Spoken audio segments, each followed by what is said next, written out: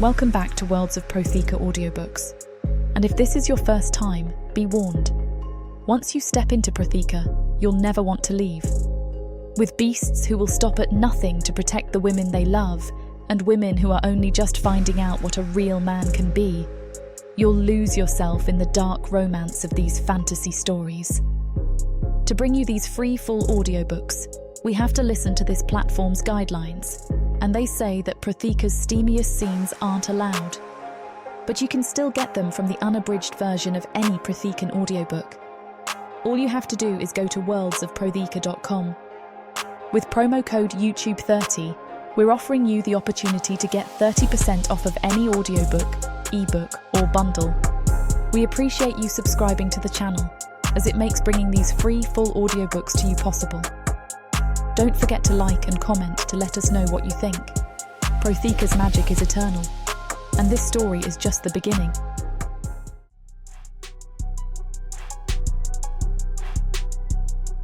Chapter 1.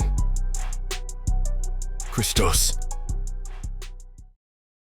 I writhe on the ground, every nerve in my body screaming in agony.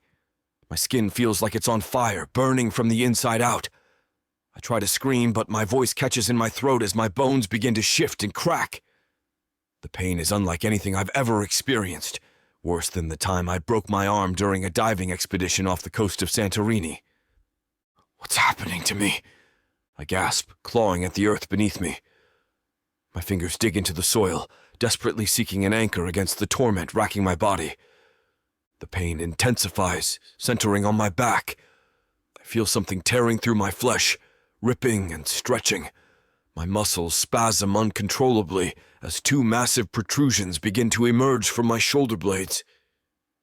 It's as if my body is being torn apart and reshaped by some unseen force.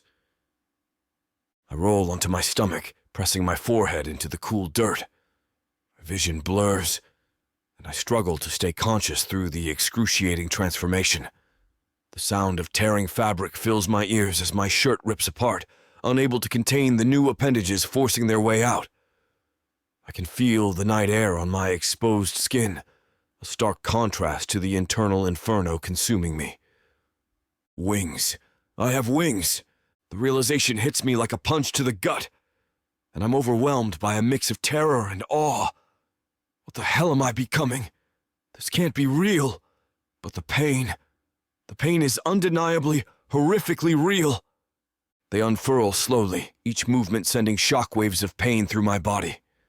I catch glimpses of dark brown membranes stretching between elongated fingers of bone. The sight only adds to my confusion and terror. My skin tingles and I watch in horror as the color drains from my arms, leaving them ghostly pale. I touch my face, feeling the changes happening there too. My teeth ache, sharpening into points that slice my tongue when I run it over them. No, I mutter, fighting against the transformation with every ounce of strength I have left. But it's futile. The more I resist, the more it hurts. My senses heighten painfully. Sounds become deafening. Smells overwhelm me, and even the faint moonlight feels like it's searing my eyes. I curl into a ball, wings wrapping around me instinctively as I try to shut out the sensory overload. The pain reaches a crescendo, and I feel like I'm being torn apart and put back together simultaneously. My heart races, then slows to an eerily steady rhythm. My lungs burn as they adjust to this new form. I struggle to focus as a figure materializes before me. Through my hazy vision, I see a woman with skin so pale it seems to glow in the moonlight. Her hair shifts between deep purple and midnight blue, flowing around her as if caught in an invisible breeze. But it's her eyes that captivate me, completely black, like bottomless pits that threaten to pull me in. Who? What are you? I rasp, my throat raw from screaming. She kneels beside me, her movements fluid and graceful. When she speaks, her voice is both soothing and commanding. I am Nyx, the first of all Vraken, young one, and you are becoming what you were always meant to be. I try to back away, but my new wings tangle beneath me. I don't understand. What's happening to me? Nyx reaches out, her cool hand brushing my forehead, The touch sends a jolt through my body, temporarily dulling the pain. Your transformation is nearly complete. Embrace it, Christos. Fighting only prolongs the agony. How do you know my name? I ask, trembling. She smiles, revealing sharp fangs. I know all my children. Now listen carefully. Your body is changing to accommodate your new gifts. The hunger you feel, it's natural. You need to feed to complete the process. The mention of feeding intensifies the gnawing emptiness in my gut. I curl tighter into myself, trying to resist the urge. No, I can't. I won't. Nyx's expression hardens. You must. Your old life is over, Christos. Accept what you've become. Tears sting my eyes as I look at my pale hands, so different from the olive skin I once had. And what exactly is that? You are Vraken now, she says, her voice filled with pride. Immortal, powerful, beyond human comprehension. I shake my head, overwhelmed. I didn't ask for this. I want to go home. Nyx's eyes soften slightly. I know this is difficult, but you'll understand in time. For now, focus on controlling your new senses. Breathe deeply. Let your instincts guide you. I close my eyes, trying to follow her instructions. Slowly, the cacophony of sounds begins to separate into distinct noises. The rustle of leaves, the scurrying of small creatures, the steady thrum of heartbeats. Nyx nods approvingly. Good. Now, let's tend to your hunger. It's time for your first hunt.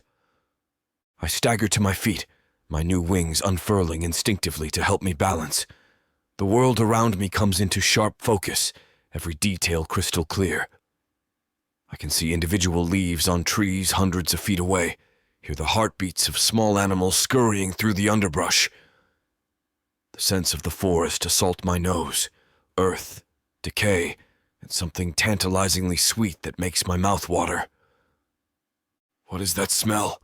I ask, my voice barely above a whisper.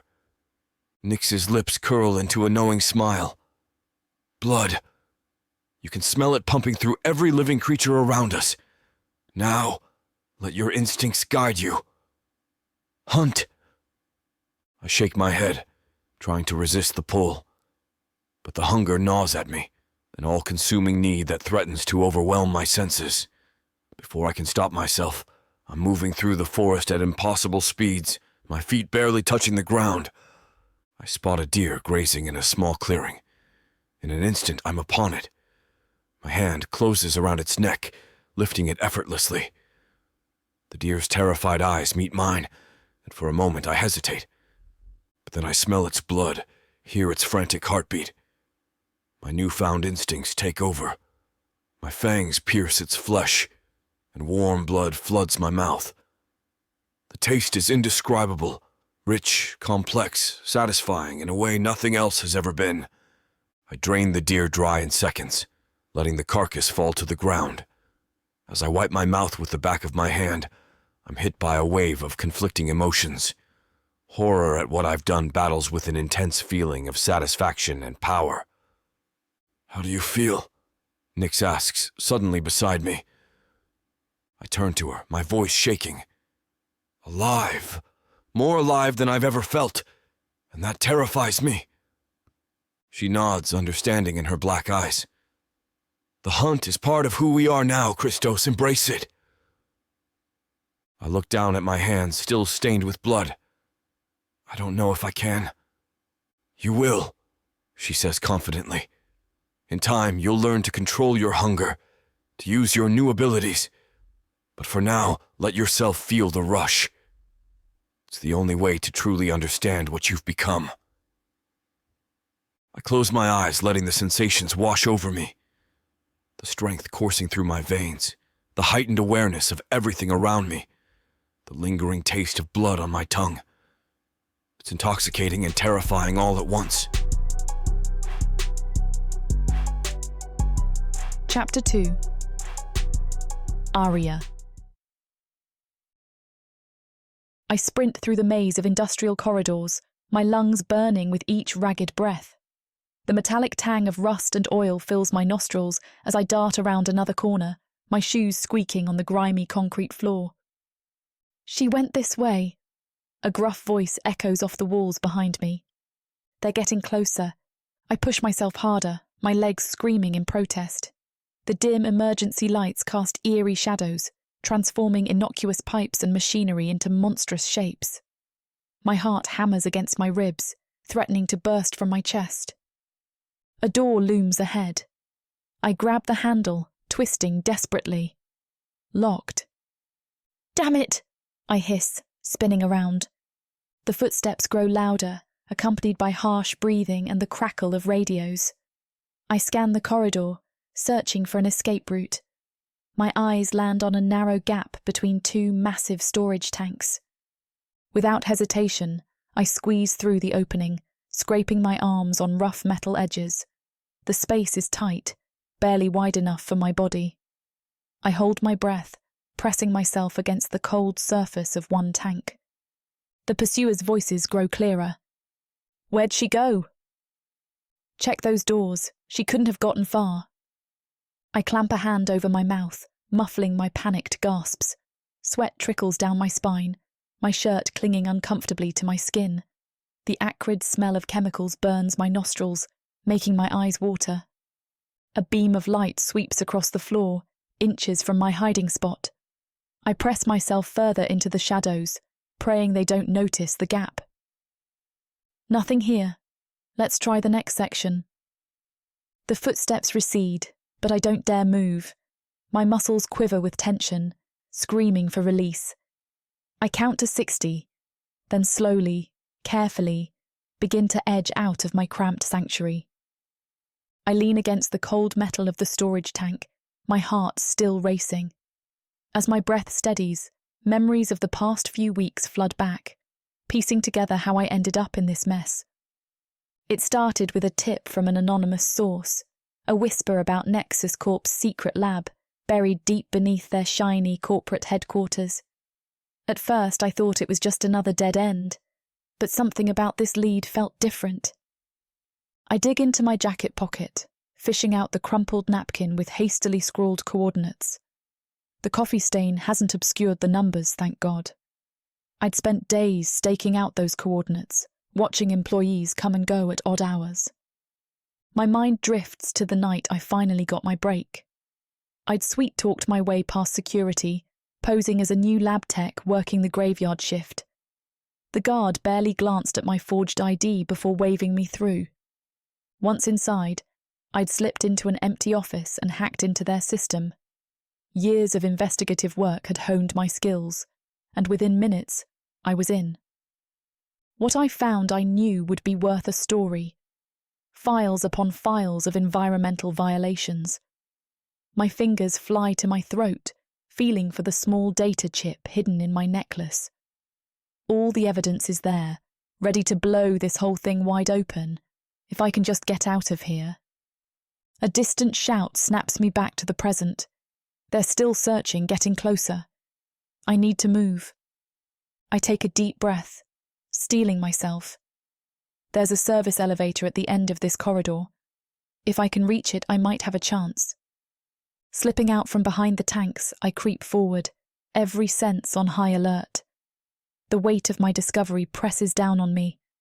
I'm not just running for my life now. I'm running to expose a truth that could change everything. I freeze as a shout pierces the air. There she is! Adrenaline surges through my veins. I bolt down the corridor, my feet pounding against the concrete. The service elevator's just ahead, but I'll never make it before they catch up. Think, Arya, think. My eyes dart around, searching for anything I can use. A fire extinguisher catches my attention. I snatch it off the wall, spinning to face my pursuers.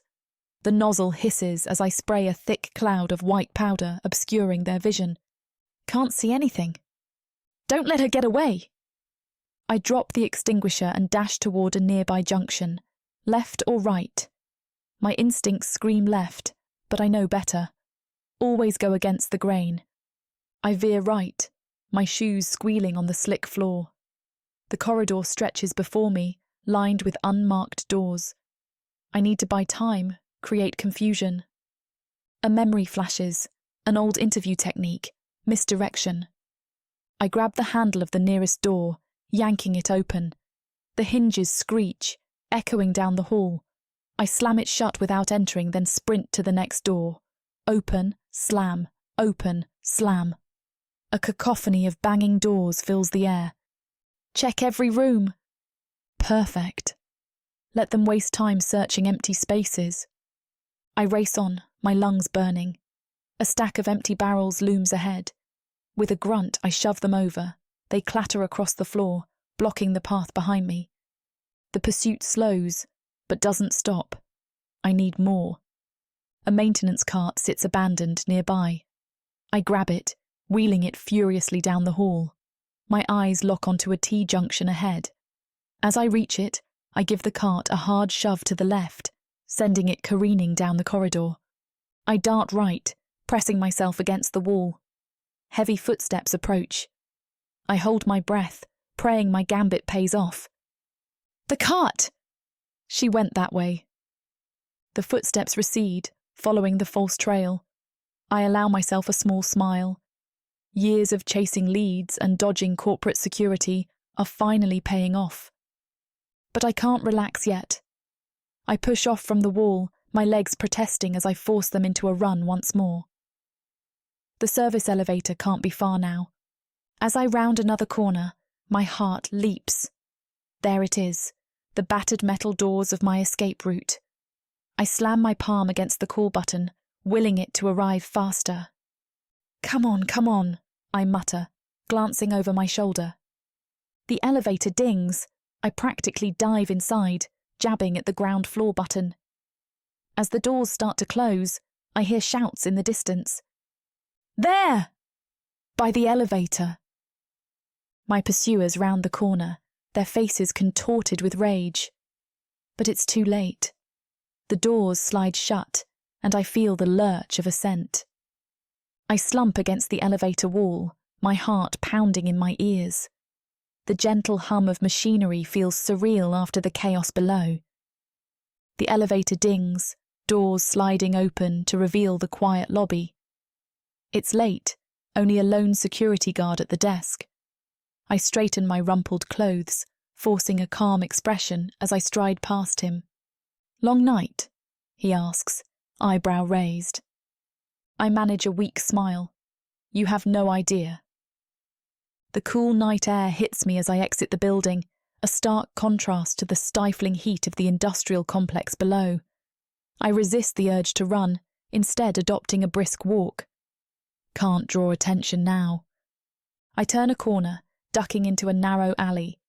Only then do I let myself breathe, the adrenaline slowly ebbing away. My legs shake, threatening to give out. I lean against the rough brick wall, closing my eyes for a moment. What the hell have I gotten myself into? The gravity of the situation crashes over me. I've seen things I was never meant to see, uncovered secrets that powerful people would kill to keep buried. And now they know who I am. I'm no longer just a journalist chasing a story, I'm a target. Chapter 3. Christos. I stumble, catching myself on a doorframe. The surface cracks under my grip, and I jerk back, startled by my own strength.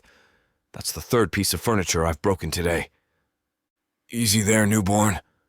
Nix's voice drifts from across the room. You're still adjusting. I grunt, flexing my fingers. Everything feels wrong. My skin's too tight, my limbs too long, and these damn wings. Stop fidgeting with them, she chides. You'll only make it worse. I drop my hands, realizing I've been unconsciously tugging at the leathery membranes. How long until this feels normal? She laughs, a sound like tinkling glass. Define normal. I scowl, pacing the length of the room. My footsteps are too light, barely making a sound on the stone floor. It's unsettling. Try to focus on one sense at a time, Nick suggests. Start with hearing. I close my eyes, concentrating. Suddenly a cacophony of sounds assaults me. I can hear the heartbeats of small animals outside, the whisper of wind through leaves, the creaking of the ancient castle around us. It's overwhelming. Damn it! I clap my hands over my ears, but it doesn't help. Make it stop! You need to learn control, she says calmly. Filter out what you don't need. Easier said than done. I grit my teeth, trying to focus on just one sound. Slowly, the noise fades to a manageable level. Better, I mutter. Now let's work on your wings. I groan. Do we have to? Unless you want to keep knocking things over every time you turn around. Fair point. I stretch out my wings cautiously, wincing as muscles I never knew I had protest the movement. Nyx circles me, adjusting my posture. Straighten your back, she instructs. Feel the connection between your shoulders and the base of your wings.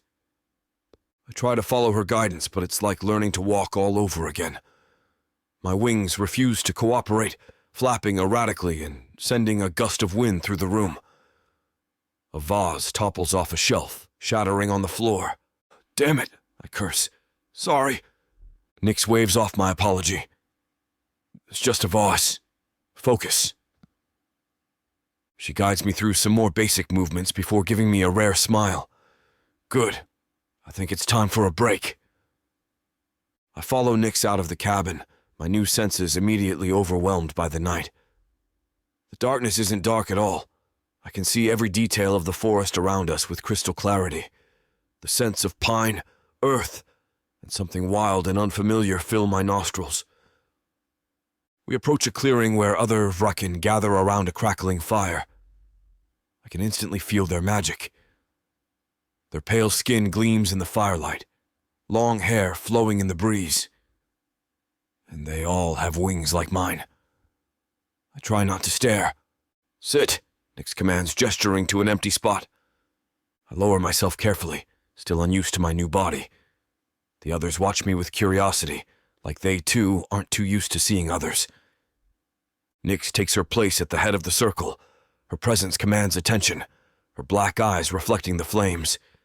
It's time you learned our history, she begins, her voice carrying easily through the night air. Not too long ago, I was human like you once were, and as a human, I was vulnerable. I was attacked, left for dead near an ancient stone circle on the darkest night of the year. She pauses, her gaze distant. But death didn't come. Instead, I was changed, gifted with power beyond imagination as my blood spilled into the Stonehenge like an offering. Nyx goes on to describe her transformation, how she felt something rip through her body. It was painful, but it also healed me. And since, the magic hasn't appeared again. Just for that night, it rippled through the universe, touching Earth for a brief, powerful moment. We have magic? Someone breathed next to me. Nyx only nods. And immortality. Nothing can kill us but a god. Murmurs start up at that, at the protest from different theologies here. When I became the first of our kind, our god appeared to me, calling himself Akeldama. He taught me how to create more of our kind, to build an army before the next solstice. I listen, fascinated and horrified, as she describes how she changed humans into Vrakin. I've been across the countries, moving from England and through Europe until I've landed here, in Greece. As she says it, my eyes sweep around the group. Despite our pale skin and sharpened features, I can still see the different ethnicities here, though it's more muffled. But why? I look toward the speaker, a pretty woman with fiery hair. Why do you need to make more of us? Because Akeldama told me to share his gift. I look down at myself, wondering if it was even a gift. And I do as my god tells me to. But we're kidnapping them, someone else said, clearly feeling the same guilt and turmoil I am. We are giving them a greater purpose, Nyx explains. How many? One man says. He looks more steady, more in control. I wonder if he was one of the first ones she changed. How many humans have you made? Nyx arched an eyebrow, no remorse on her face. How many have I changed, or how many have survived? My gut churned. I didn't even consider that some people wouldn't be surviving. But the change was brutal and hard. Of course, not everyone would survive. As if to prove her point, a piercing scream shatters the night. My head whips around, searching for the source. At the edge of the clearing, a figure stumbles forward, clawing desperately at their throat. Damn, I whisper, my enhanced vision capturing every horrific detail. The human skin smokes, angry red blisters erupting across their flesh. Their eyes bulge, filled with terror and agony. I can hear their frantic heartbeat, smell the acrid stench of burning flesh. My stomach churns as the person falls to their knees, body convulsing violently. Their screams turn to choked gurgles, blood frothing at their lips. The change is failing, their body rejecting the transformation. I want to look away, but I can't. My new senses force me to witness every excruciating moment. The human's bones crack and splinter, trying to reshape themselves, but failing. Their skin splits open in places, unable to contain the internal changes. The convulsions grow weaker, the human's movements becoming erratic. With a final rattling gasp, they collapse. The clearing falls silent, save for the crackling fire. I stare at the lifeless body, my mind reeling. That could have been me, if my body had rejected the change. Bile rises in my throat as I remember my own transformation, the searing pain, the feeling of my body being torn apart and remade. But I survived. This person didn't. My gaze darts around the circle, taking in the other Vraken. Some look away, uncomfortable. Others watch with detached curiosity. Nyx's expression remains impassive. I clench my fists, feeling my new strength, the power thrumming through my veins. But at what cost? My humanity slips away with each passing moment, replaced by something other. Part of me mourns for the life I've lost, the simple joys of being human, the taste of my favorite foods, the comfort of a familiar touch, even knowing that life has a meaning because I could easily die. All of it gone. Yet another part of me revels in my new abilities, the heightened senses, the raw power, the promise of immortality. It's intoxicating, seductive. I'm caught between two worlds, no longer human, but not fully Vraken. The internal conflict tears at me, threatening to drive me mad.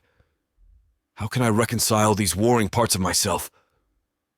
My gaze returns to the body on the ground, a stark reminder of the price of this gift. Is this what I've become? A monster who watches others suffer and die without lifting a finger to help?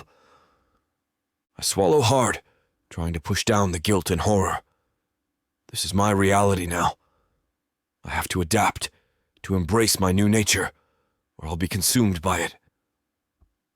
But as I look at the lifeless form before me, I can't help but wonder, at what point does adapting mean losing myself entirely? Needing to take a break, I stand, looking at Nyx. My throat was already burning, probably sparked by the presence of a human. I need to feed. She nods. You'll all need a lot of blood as your body settles. Go ahead, but don't go too far. I take off toward the woods, expanding and contracting my wings and thinking it's time to test them.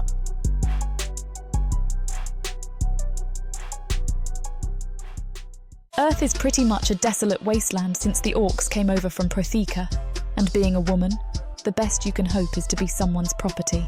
Now, after my curvy body catches Korthar's eye, he'll claim me, and I'll serve him, in any way he pleases. You're mine now. Listen to this story and more when you get the complete Orc Warriors of Protheka audiobook and ebook bundle. 40 books, 19 audiobooks, 19 ebooks. You even get 1 free novella and 1 free audiobook. All for a shocking 90% off. Protheka's magic is eternal, and the complete Orc Warriors of Protheka bundle will bring over 100 hours of that magic to you.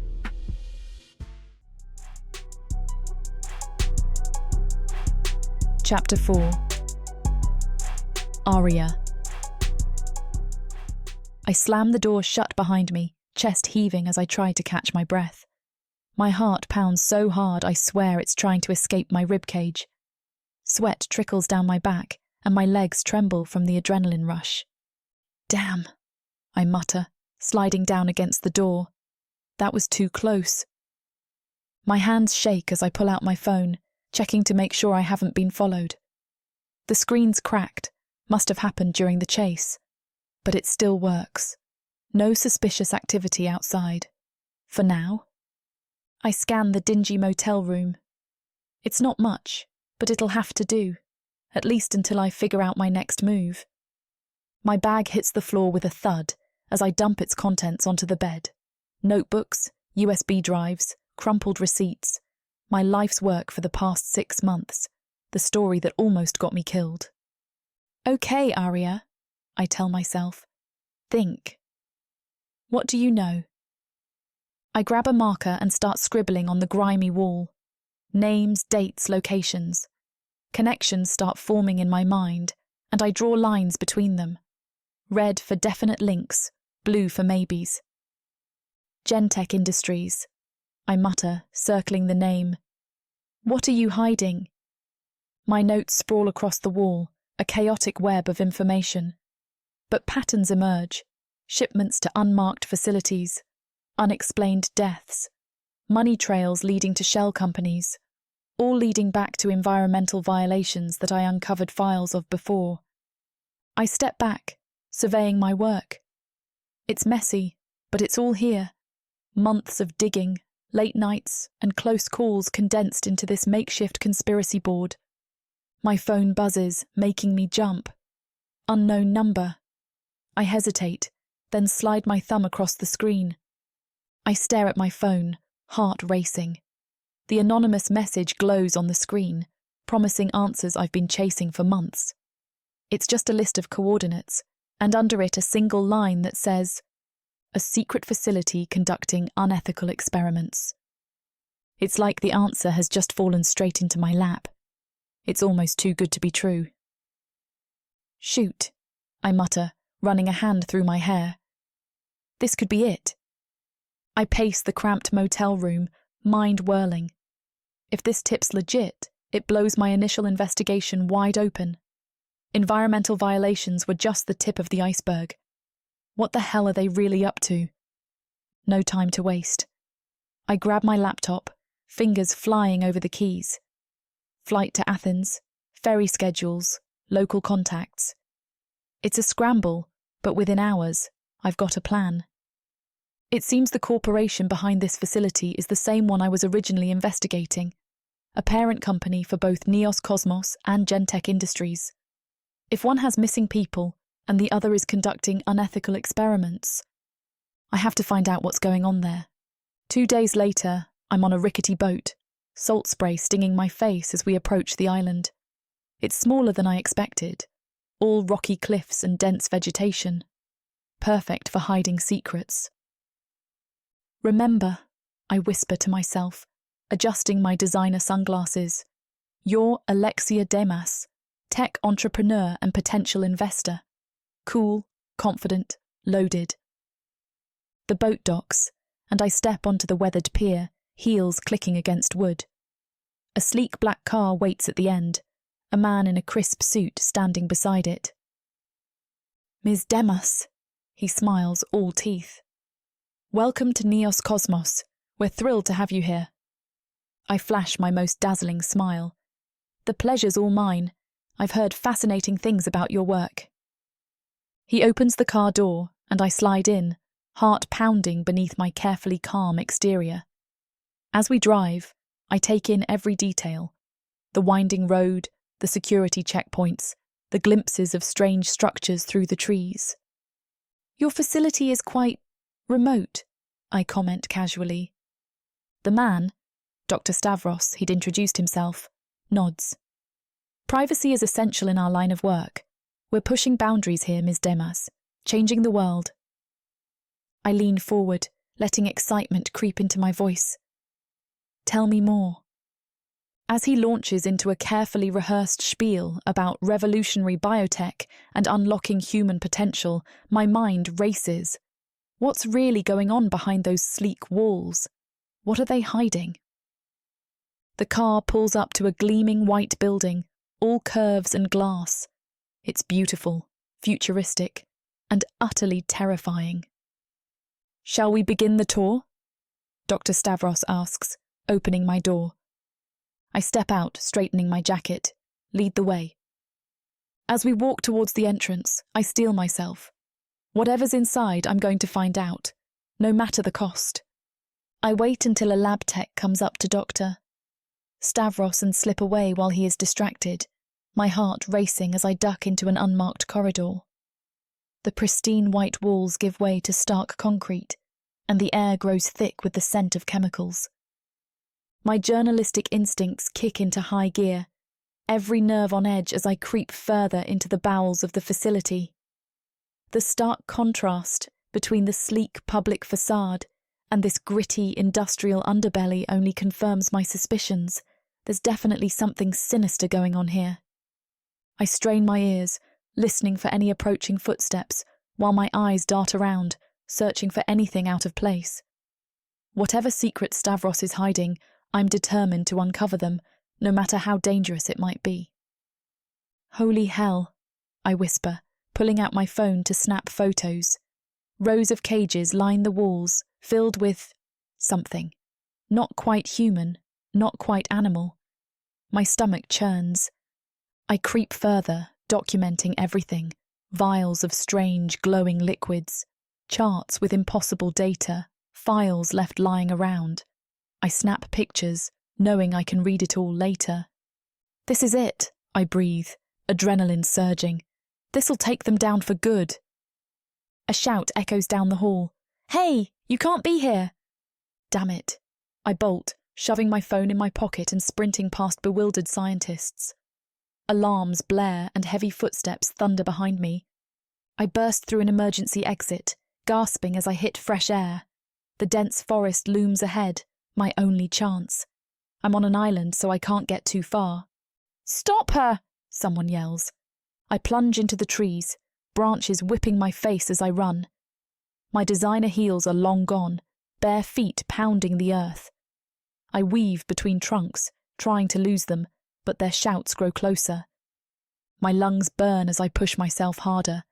The trees thin, and suddenly I'm skidding to a stop at the edge of a cliff. Waves crash against rocks far below. "Nowhere to run," a gruff voice calls.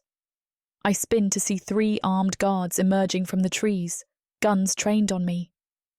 "Look," I say, raising my hands. "We can talk about this." The lead guard sneers. "Game's over, Ms. Demas. Or should I say, Arya Kostakis." My blood runs cold.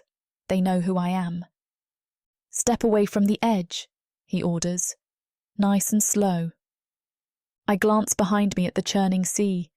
It's a long way down, but maybe... "Don't even think about it," the guard warns, stepping closer. I take a deep breath, mind racing. Jump and risk death. Surrender and face who knows what in that facility. Neither option's great, but I've got to choose.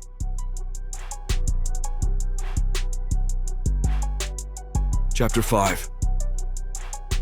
Christos. I soar through the night sky, my wings cutting through the cool air.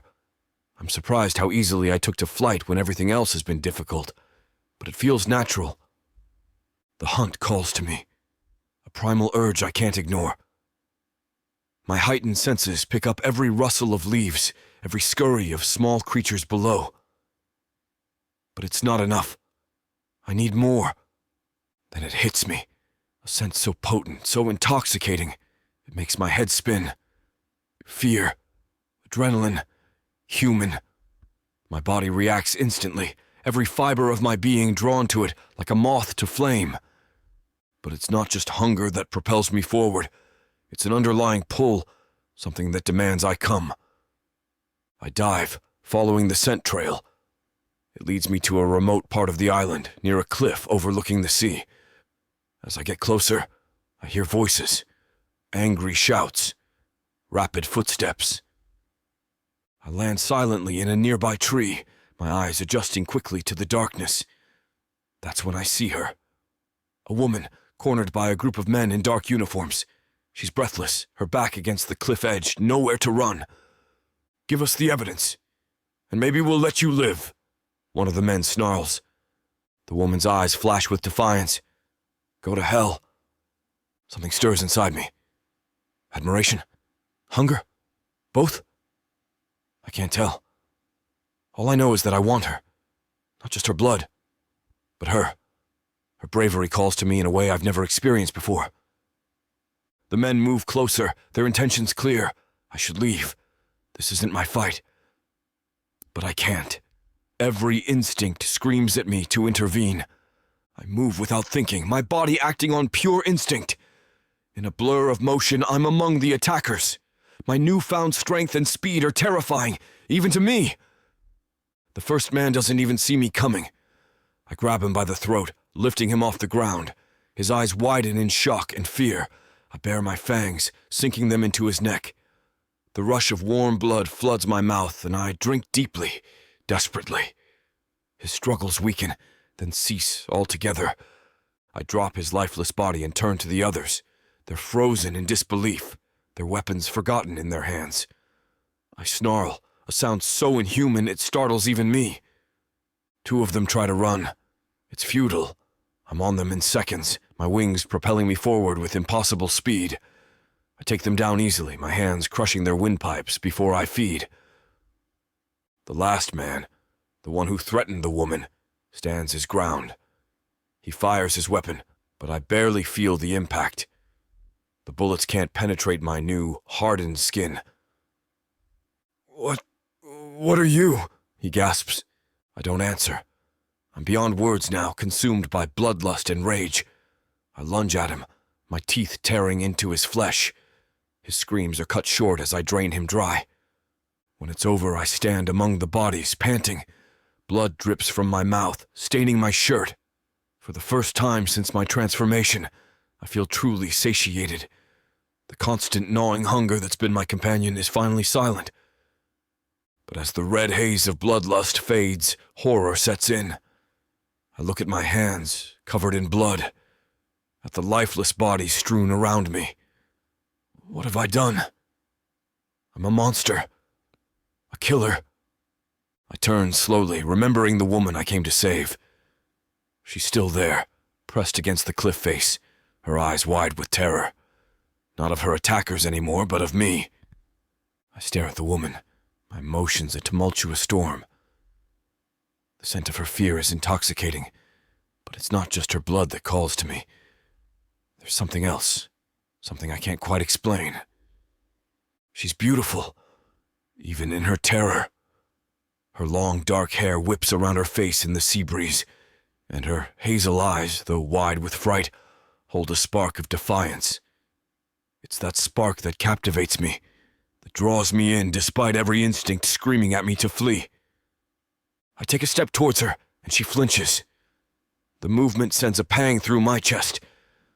I don't want her to fear me, even though I know she should. "I won't hurt you," I say, my voice hoarse. It's the first time I've spoken since my transformation, and the words feel strange in my mouth. She doesn't respond, her eyes darting between me and the bodies on the ground. I can hear her heart racing, smell the adrenaline coursing through her veins. It's intoxicating, and I have to fight to keep control. What are you?" she finally asks, her voice barely above a whisper. I hesitate. How can I explain what I am when I barely understand it myself? Not to mention I shouldn't give myself up, even if she knows I'm not human. I just wanted to save you. Her eyebrows furrow, confusion mixing with her fear. "But what are you?" She shifts back as I turn to face her. But this time I don't answer. I don't know how to. She nods slowly, her gaze roaming over me. I feel exposed under her scrutiny, but I can't bring myself to move away. There's something about her, something that calls to me on a level I don't understand. You saved me, she says softly. I look away, shame washing over me. I killed them. They were going to kill me, she counters, her voice stronger now. You saved my life. I meet her eyes again, surprised by the lack of judgment I see there. Instead, there's a mix of gratitude and something else. Something that makes a human emotion come tumbling forward, even after I feared I lost all humanity. I stare at the woman, torn between conflicting instincts. Nyx's voice echoes in my mind, reminding me of the importance of secrecy, that we should be building an army of Vraken. I should kill her or change her. Either way, she's seen too much, but something holds me back. I can't let you go, I say, my voice rough. You've seen too much. She takes a shaky breath. I understand, but I won't tell anyone, I swear. I laugh bitterly. And why should I believe you? Because I'm a journalist, she says, her chin lifting slightly. I know how to keep secrets when it matters. Her bravery impresses me even as it frustrates me. It would be easier if she begged or tried to run. But she stands her ground, facing me despite her fear. I take a step closer, inhaling deeply. Her scent is intoxicating, a mix of adrenaline and something uniquely her. My fangs ache, and I have to fight the urge to sink them into her neck.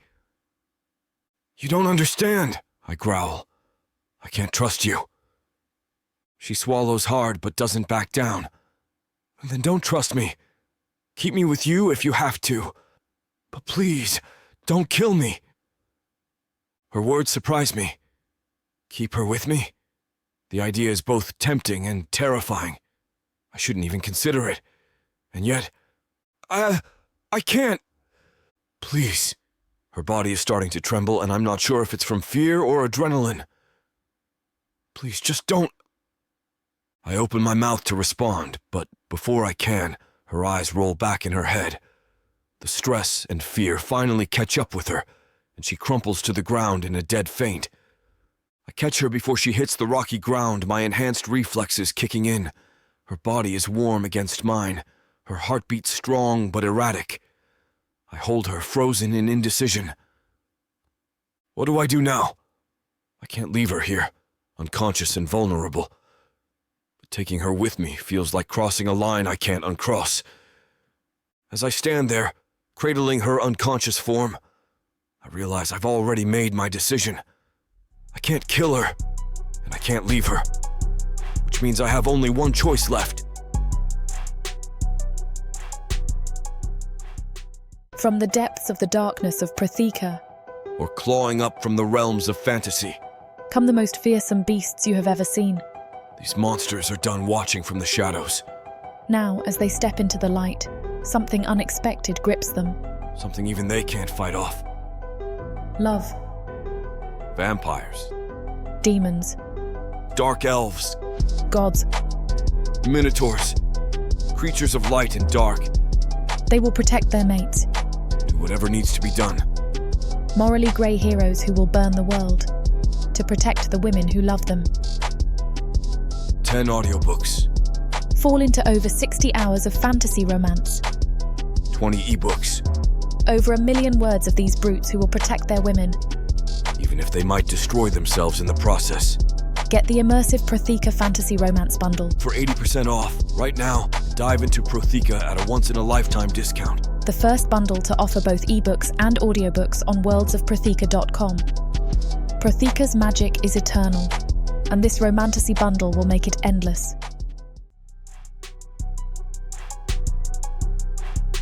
Chapter 6. Aria. I blink awake, my head pounding. The world swims into focus, unfamiliar shapes sharpening into a room. My journalist instincts kick in before I'm fully conscious, mind cataloguing details even as I struggle to remember how I got here. Rough wooden beams crisscross above me, weathered and dark with age. I'm lying on something soft, a bed, I realise, covered in a patchwork quilt that's seen better days. The air smells of dust and pine, with an underlying mustiness that speaks of disuse. I push myself up, wincing at the protest from my aching muscles.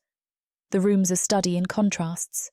An old brass oil lamp sits on a battered nightstand, looking unused, but there's a modern digital clock beside it. Its red numbers a jarring splash of modernity. "Where the hell am I?" I mutter, swinging my legs off the bed. My shoes are gone, I notice absently. The floorboards creak as I stand, my bare feet chilled by their rough surface. I pad to the window, pushing aside a faded curtain. Dense forest presses close, no other buildings in sight. It's like I've been dropped into some isolated getaway. A soft whir catches my attention. I turn, spotting a mini fridge tucked in the corner. So there's electricity, at least. But as I scan the room, I see no phone, no computer, no way to contact the outside world. My heart rate picks up as memories start flooding back. The chase, the cliff, and then something impossible. I shake my head, trying to clear it, one mystery at a time. I move to the door, testing the handle. It's unlocked. I ease it open, peering into a small living area. More of the same, a mix of old and new. A stone fireplace dominates one wall, while a sleek electric kettle sits on a rickety table. But I don't hear anything.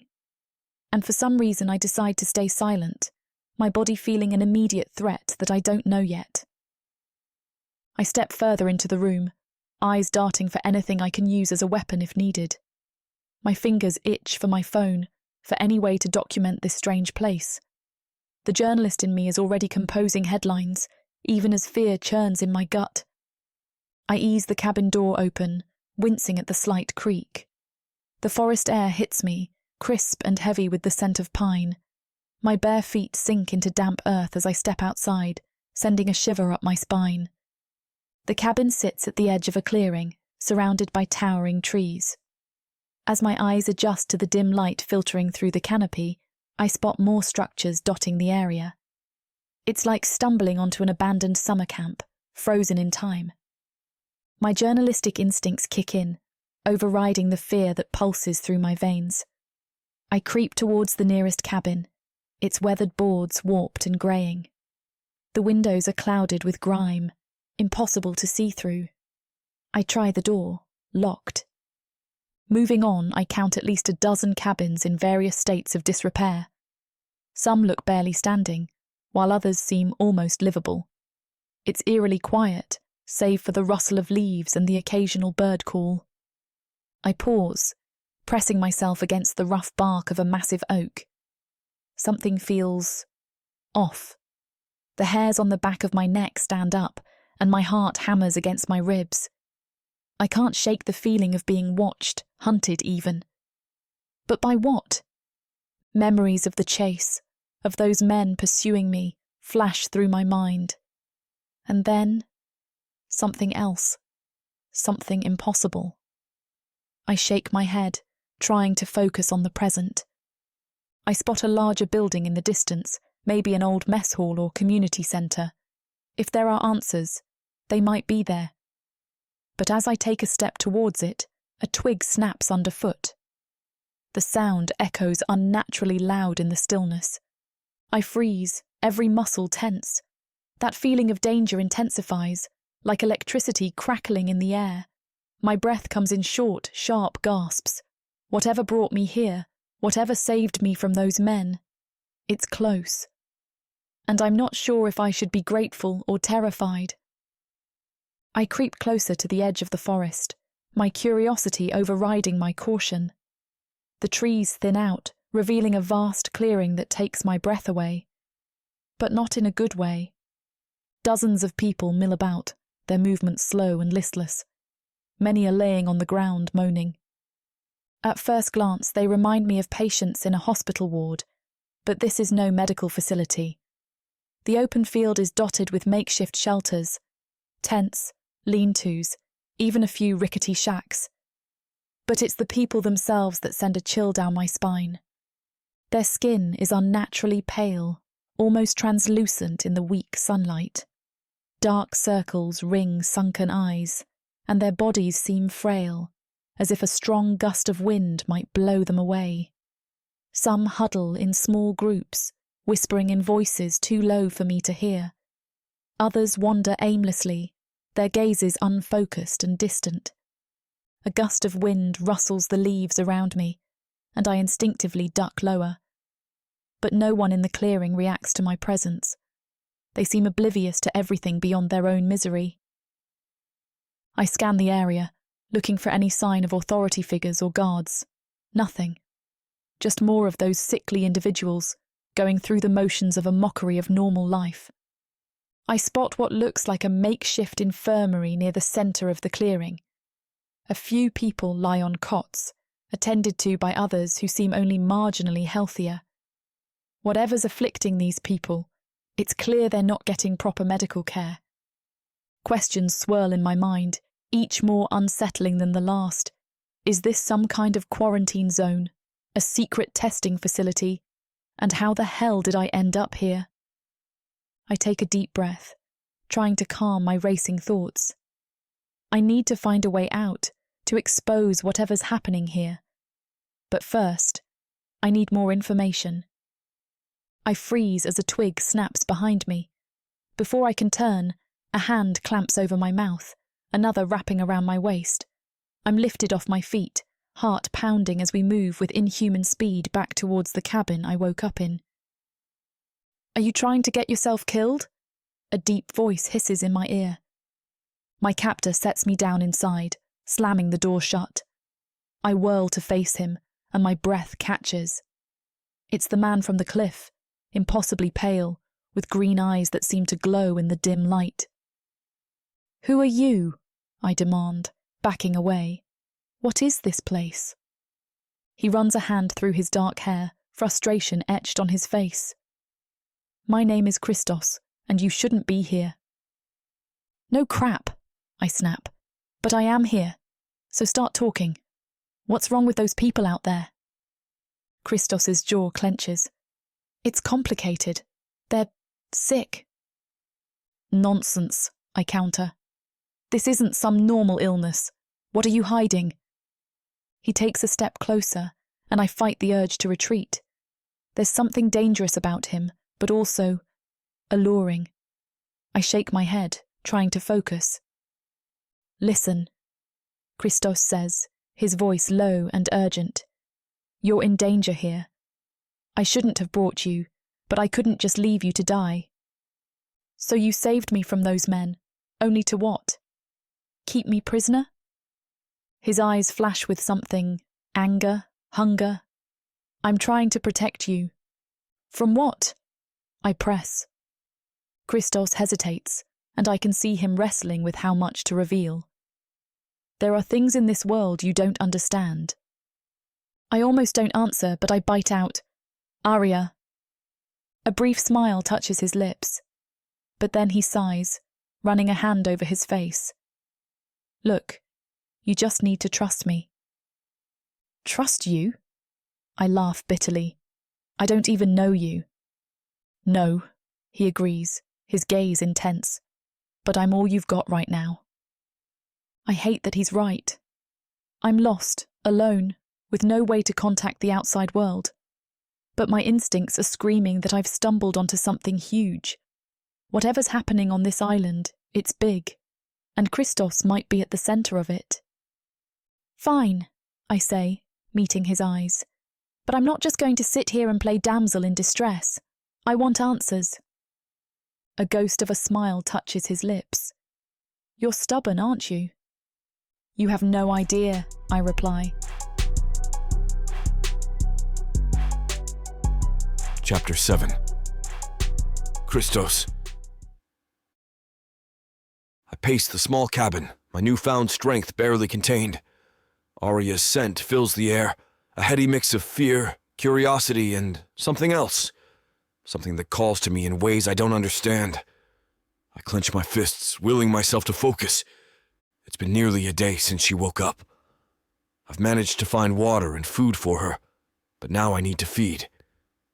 Nyx wasn't wrong when she said I needed a lot of blood. But I can't take Arya hunting, which leaves me with... You can't leave, I growl, hating the way her eyes widen. It's not safe out there. Arya crosses her arms, defiant. And it's safe in here.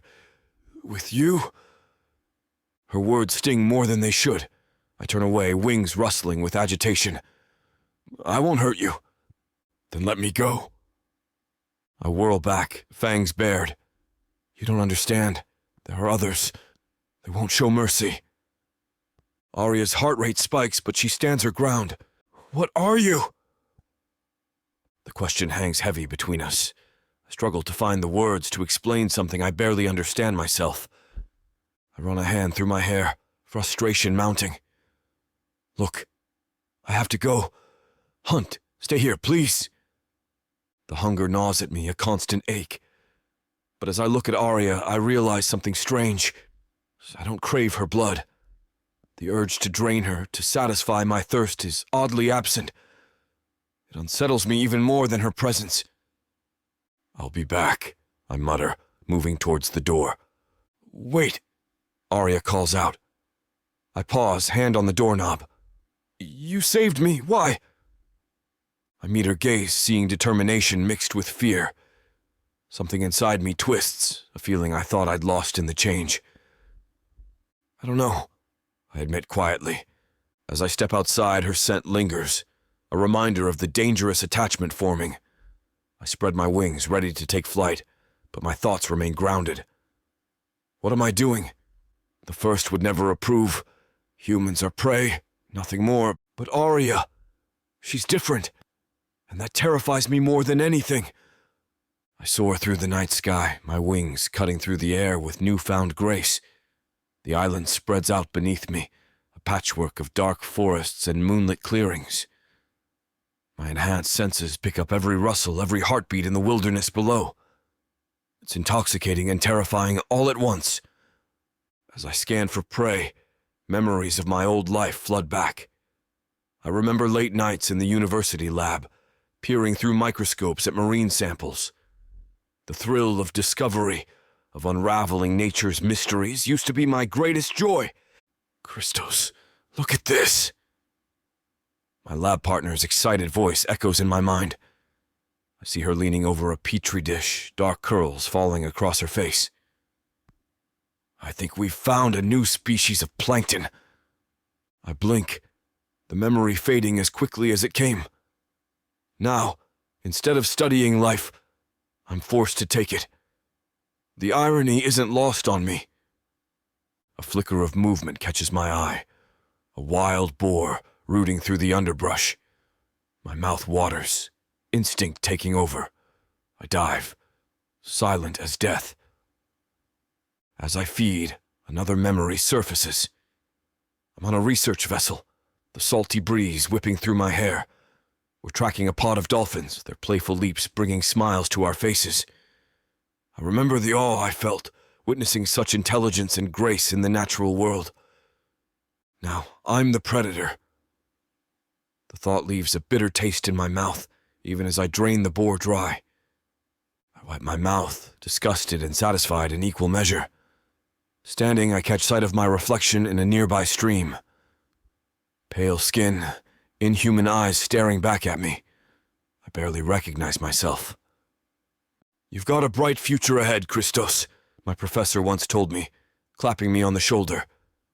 Your passion for marine conservation will make a real difference in this world. I laugh bitterly at the memory. What difference can I make now? I'm no longer part of the world I swore to protect. I'm something else entirely. As I prepare to take flight again, my thoughts drift back to Arya. Her determination, her bravery in the face of the unknown, reminds me of the person I used to be. The person who believed he could change the world for the better. I shake my head, trying to clear these dangerous thoughts. I can't afford to dwell on the past. I can't afford to care. But as I spread my wings, I can't help but wonder if some part of that old Christos still exists, buried beneath the monster I've become. I land silently outside the compound, my wings folding against my back. The weight of what I've done, and what I'm about to do, sits heavy in my chest. As I approach the entrance, Nyx materializes from the shadows, her dark eyes unreadable. "Christos," she says, her voice carrying an undercurrent of command. "It's time. We need more of our kind." My stomach churns. "Now?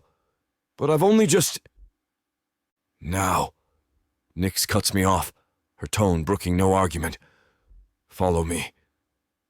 We descend into the depths of the compound, the air growing thick with the scent of fear and desperation. Nyx leads me to a dimly lit chamber where a young man sits huddled in the corner, his eyes wide with terror. "Change him," Nyx orders, then steps back to observe. I approach the man slowly, my hands trembling. "I'm sorry," I whisper, knowing it's not enough. I bare my fangs and sink them into his neck.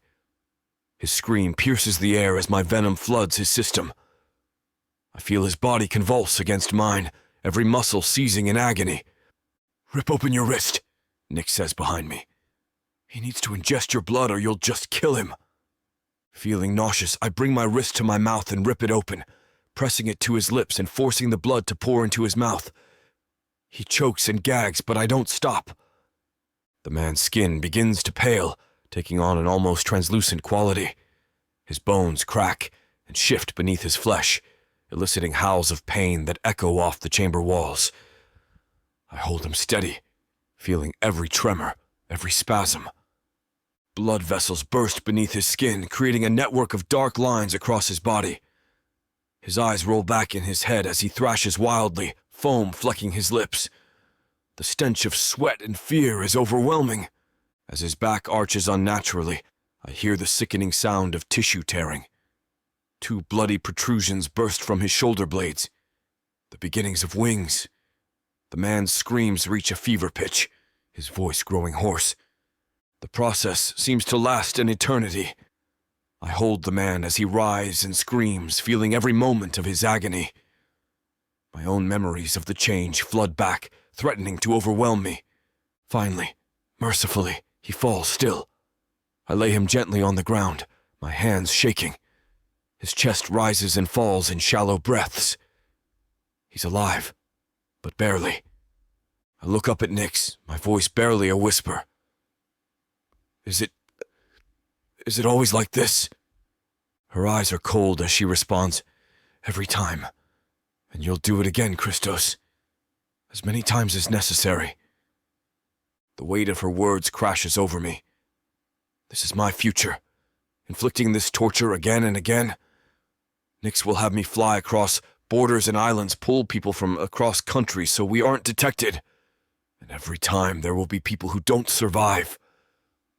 I stare at the changed man on the floor, his body twisted and broken. I think back to the guards that almost killed Arya. I think about the human I am hiding in my cabin, praying no one will find her, even though I've brought her somewhere deadly. What have I become? Chapter 8. Aria. Maybe I shouldn't, but I am unbelievably attracted to Christos. His athletic build, bright green eyes, and thick, wavy dark hair would have any girl falling for him. But I can't shake the feeling that he's hiding something. He disappears frequently, gone for nearly a day, and won't tell me where he's been. He just tells me not to leave. Every time he returns from one of his mysterious trips, his eyes are shadowed, his shoulders slumped. But as soon as he sees me, his face lights up, and my heart skips a beat. "You're back," I say, unable to keep the relief from my voice. He nods, running a hand through his dark hair. "I am. Did you stay inside like I asked?" I bristle at the question. "I'm not a child, Christos. I can take care of myself." His lips quirk into a half smile. I don't doubt that for a second. I want to press him for answers, to unravel the mystery surrounding him and this place. But something in his expression stops me. Instead, I find myself drawn to him, noticing the way his pale skin seems to glow in the dim light of the cabin. "Are you okay?" I ask, stepping closer. I'm not even sure why I care. "You look drained." Christos tenses, then forces a smile. "I'm fine, just tired." I reach out, my fingers brushing his arm.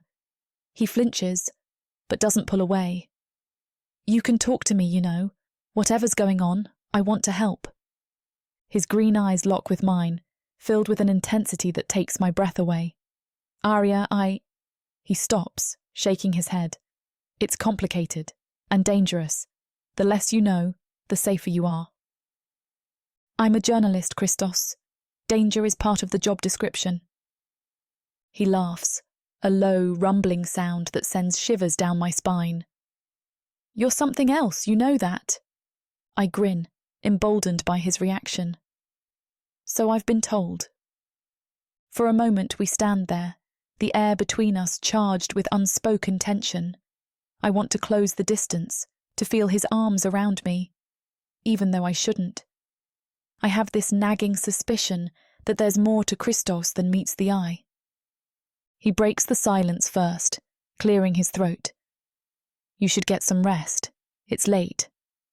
I nod, reluctantly stepping back. "Will you be here in the morning?" Christos hesitates, then nods. "I'll be here." As I turn to go, I catch a glimpse of something in his eyes, a mixture of longing and regret that makes my heart ache. Whatever secrets he's keeping, I'm determined to uncover them, not just for the sake of my investigation, but because I'm falling for him, despite my better judgment. I can't take it anymore. 2 days later, Christos is gone, and I can't be cooped up in this cabin any longer, especially with Christos's vague warnings echoing in my head. My journalistic instincts are screaming at me to investigate. Heart pounding, I slip out of the cabin. The forest is eerily quiet as I creep towards the clearing I glimpsed before. As I get closer, I hear voices, hushed, urgent tones that send a chill down my spine.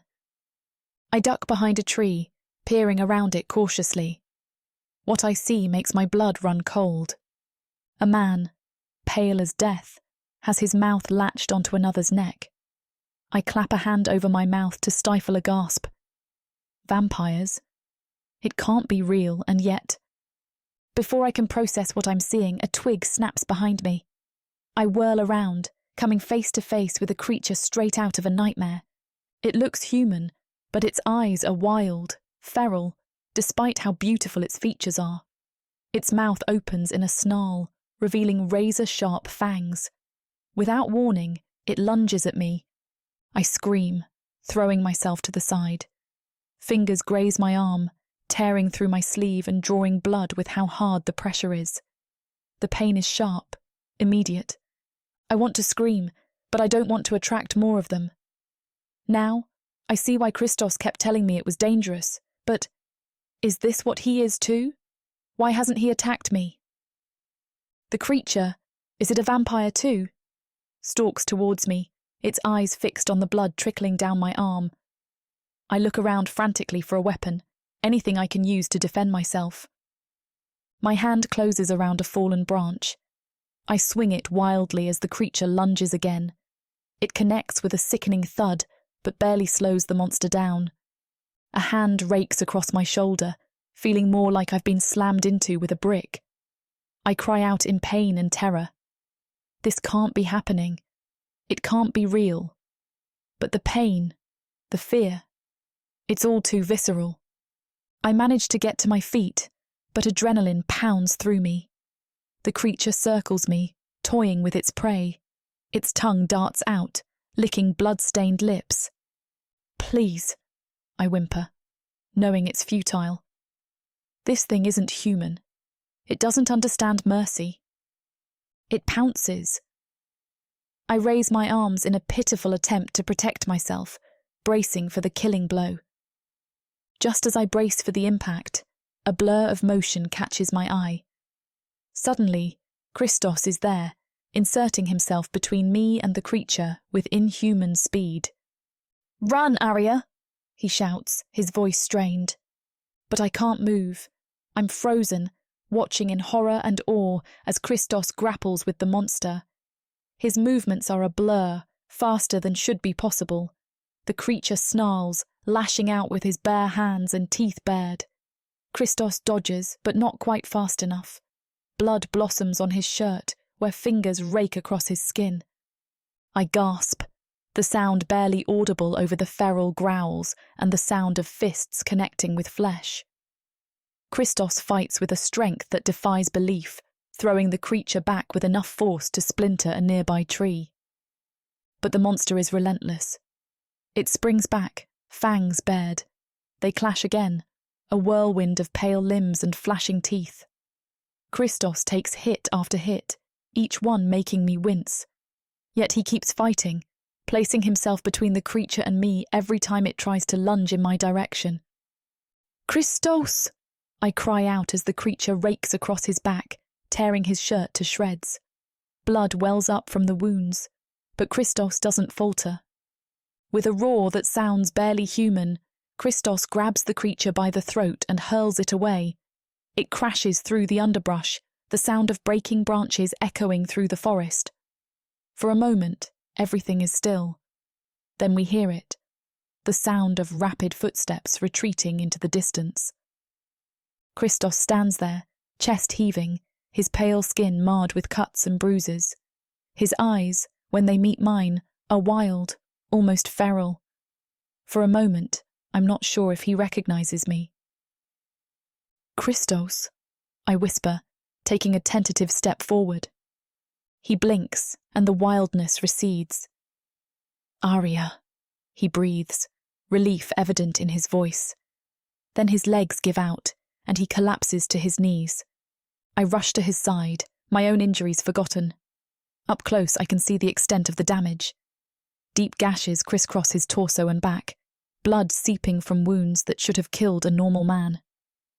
"Oh God, Christos," I murmur, my hands hovering over him, unsure where to touch without causing more pain. What was that thing? What are you?" He looks up at me, his green eyes filled with a mixture of pain and resignation. "I'm sorry, Arya," he says, his voice weak. "I never wanted you to find out like this." I shake my head, knowing that we can't stay out here, not with me bleeding. Looping my arm around him, I pull him to his feet. Let's get back to the cabin.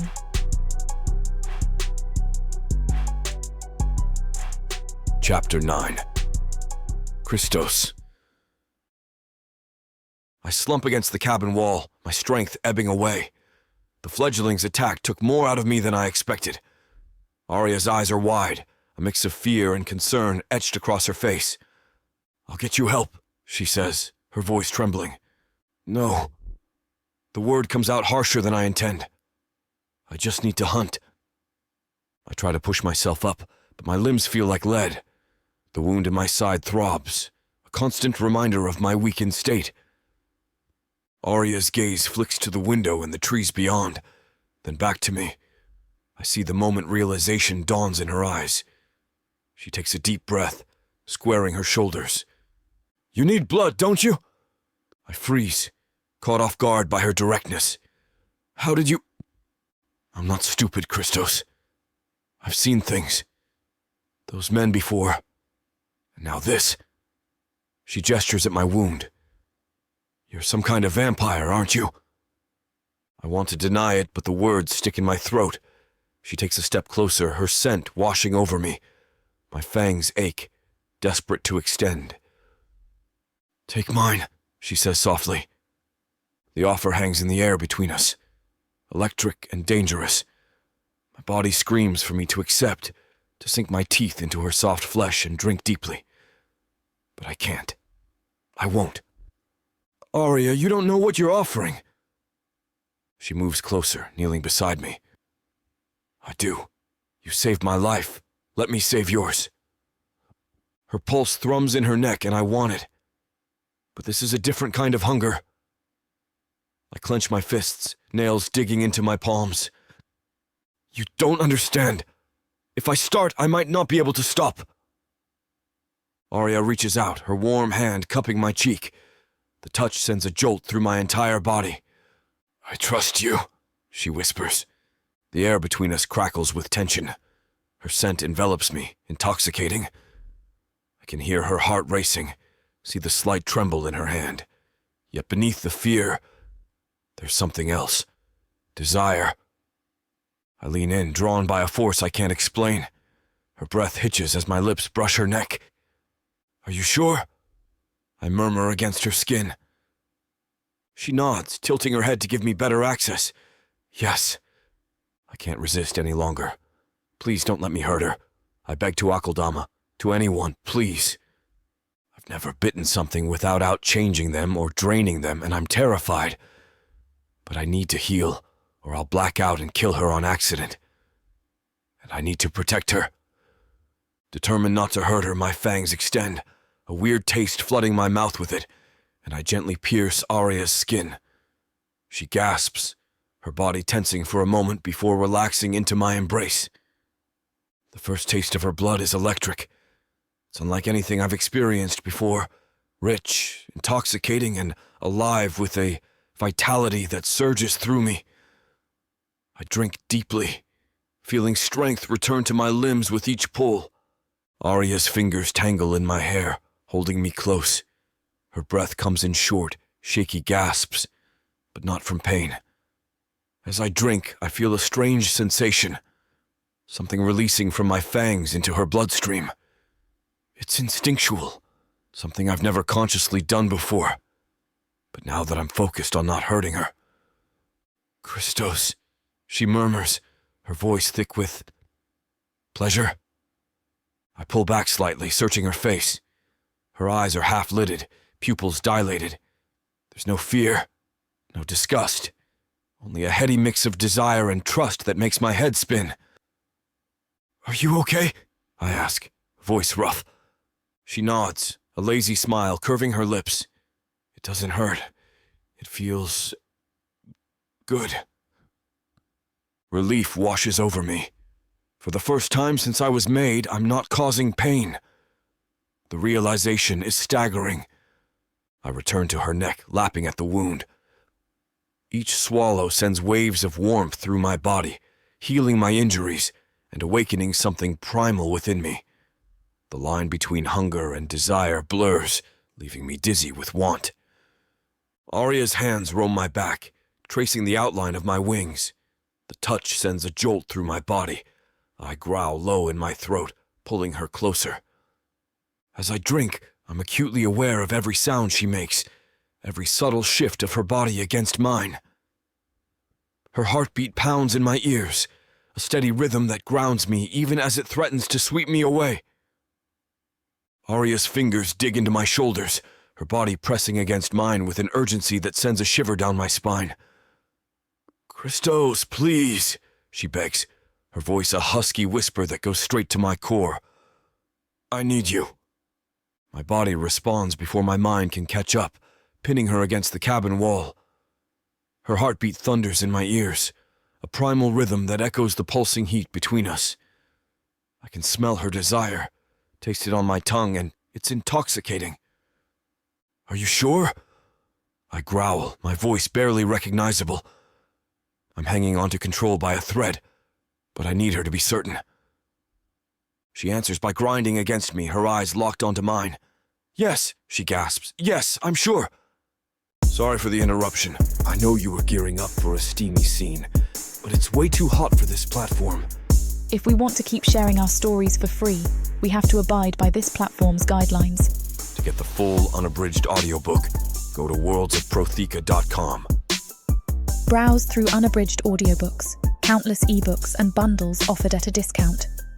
If the thought of me whispering all the dirty details into your ear isn't enticing enough, use discount code YouTube30 to get 30% off of all digital products.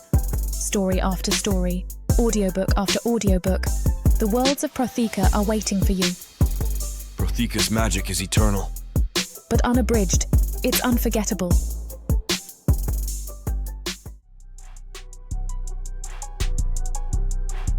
Chapter 10. Arya. I wake with a start, my body aching in unfamiliar ways. Memories flood back, Christos's fangs, his touch, the intoxicating pleasure. I run my fingers over the marks on my neck, a shiver coursing through me at the memory. Christos's touch, his lips, his everything. My breath catches as I recall the intensity of our connection. I've been with men before, but nothing compares to this. It's like Christos awakened something primal within me, a part I never knew existed. My skin still tingles where he touched me, my body humming with a newfound energy. I close my eyes, trying to make sense of these overwhelming feelings. It's not just physical satisfaction, though that was mind-blowing. There's something deeper, a sense of completion. Like I've found a missing piece of myself I never knew was lost. Soulmates, I think, shaking my head. Get a grip, Aria. But the word lingers, taunting me. I've always scoffed at the concept, dismissing it as romantic nonsense. My job as a journalist means I deal in facts, not fairy tales. Yet here I am, questioning everything I thought I knew. What we shared wasn't just sex, it was a connection on a level I can't even begin to explain. The way Christos looked at me, touched me, like he could see into my very soul. It both thrills and terrifies me. I bite my lip, conflicted. Part of me wants to run, to chalk this up to adrenaline and near-death experiences. But a larger part, a part that's growing stronger by the second, wants to stay. To explore this connection, to unravel the mystery that is Christos. But with clarity comes questions. I sit up to see Christos lounging in a chair across the room, his otherworldly beauty more apparent than ever. His eyes lock onto mine, concern and guilt warring in their depths. Are you okay? His voice is hoarse, and I wonder how long I've been out. I did lose a lot of blood, so I'm not surprised. Yeah, I rasp, and he points to the table beside me. I see strips of meat and water, and I devour both. The whole time Christos just watches me. What are you? The words tumble out before I can stop them. He tenses, shoulders squaring. Arya, Don't lie to me. My voice quivers, but I press on. I saw that man drinking blood. And then you. Are you vampires? Christos runs a hand through his hair, conflict etched on his face. Not exactly. We're called Vraken. It's complicated. Uncomplicate it, I demand, wrapping the sheet tighter around me. I deserve to know what's going on here. He nods, resignation settling over him. You're right. We do need blood to survive. But we're not undead.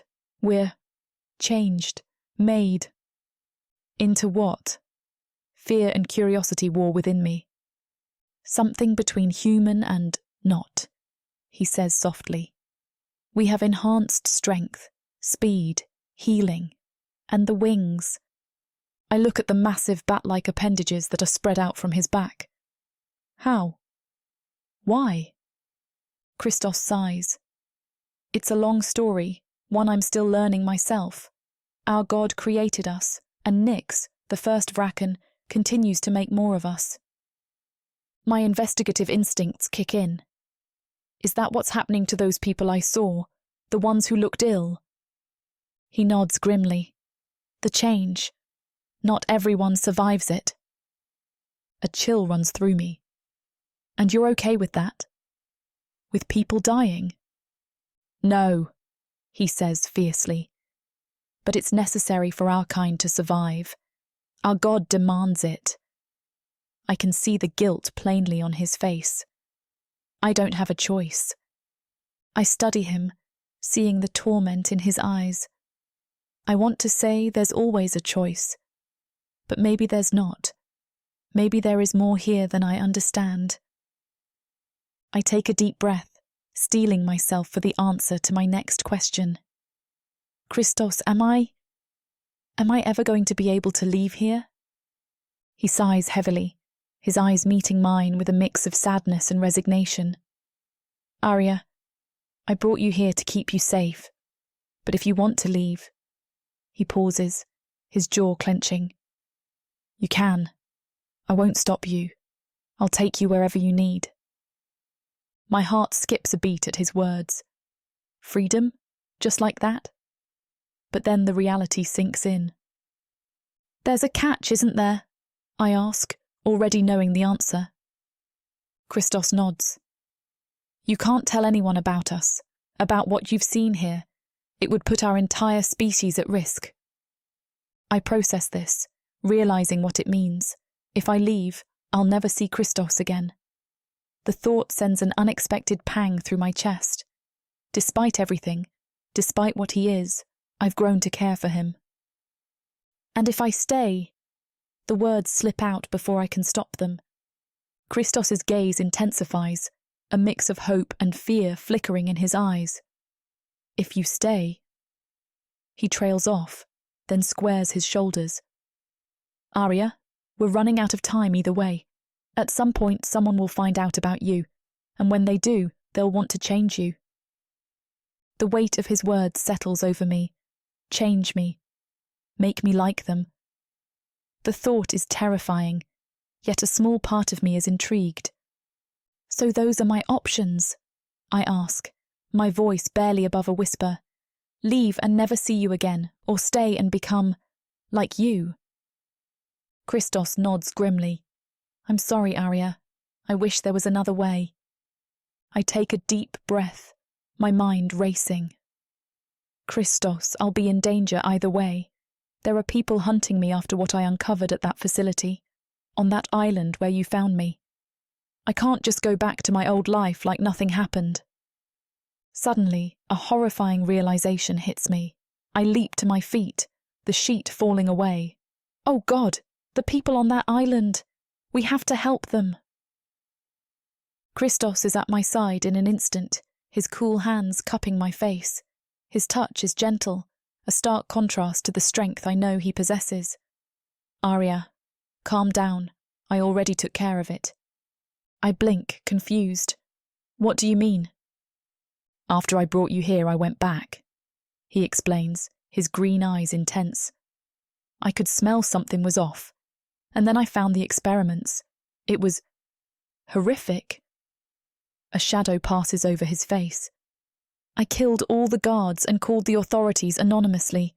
They'll get help. But why didn't you tell me sooner? I ask, my heart racing. Christos's thumbs stroke my cheek softly. I didn't want to overwhelm you. And honestly, I wasn't sure how you'd react to knowing I'd killed people. Relief washes over me, so powerful it makes my knees weak. Christos steadies me, concern etched on his features. In that moment, looking into his eyes, I realize something that both thrills and terrifies me. I'm falling for him. Hard. Despite everything he is, everything I've learned about the Vraken, I can't deny the connection between us. He saved those people, risked exposure to do the right thing, and he did it for me. Thank you, I whisper, leaning into his touch, for going back, for helping them.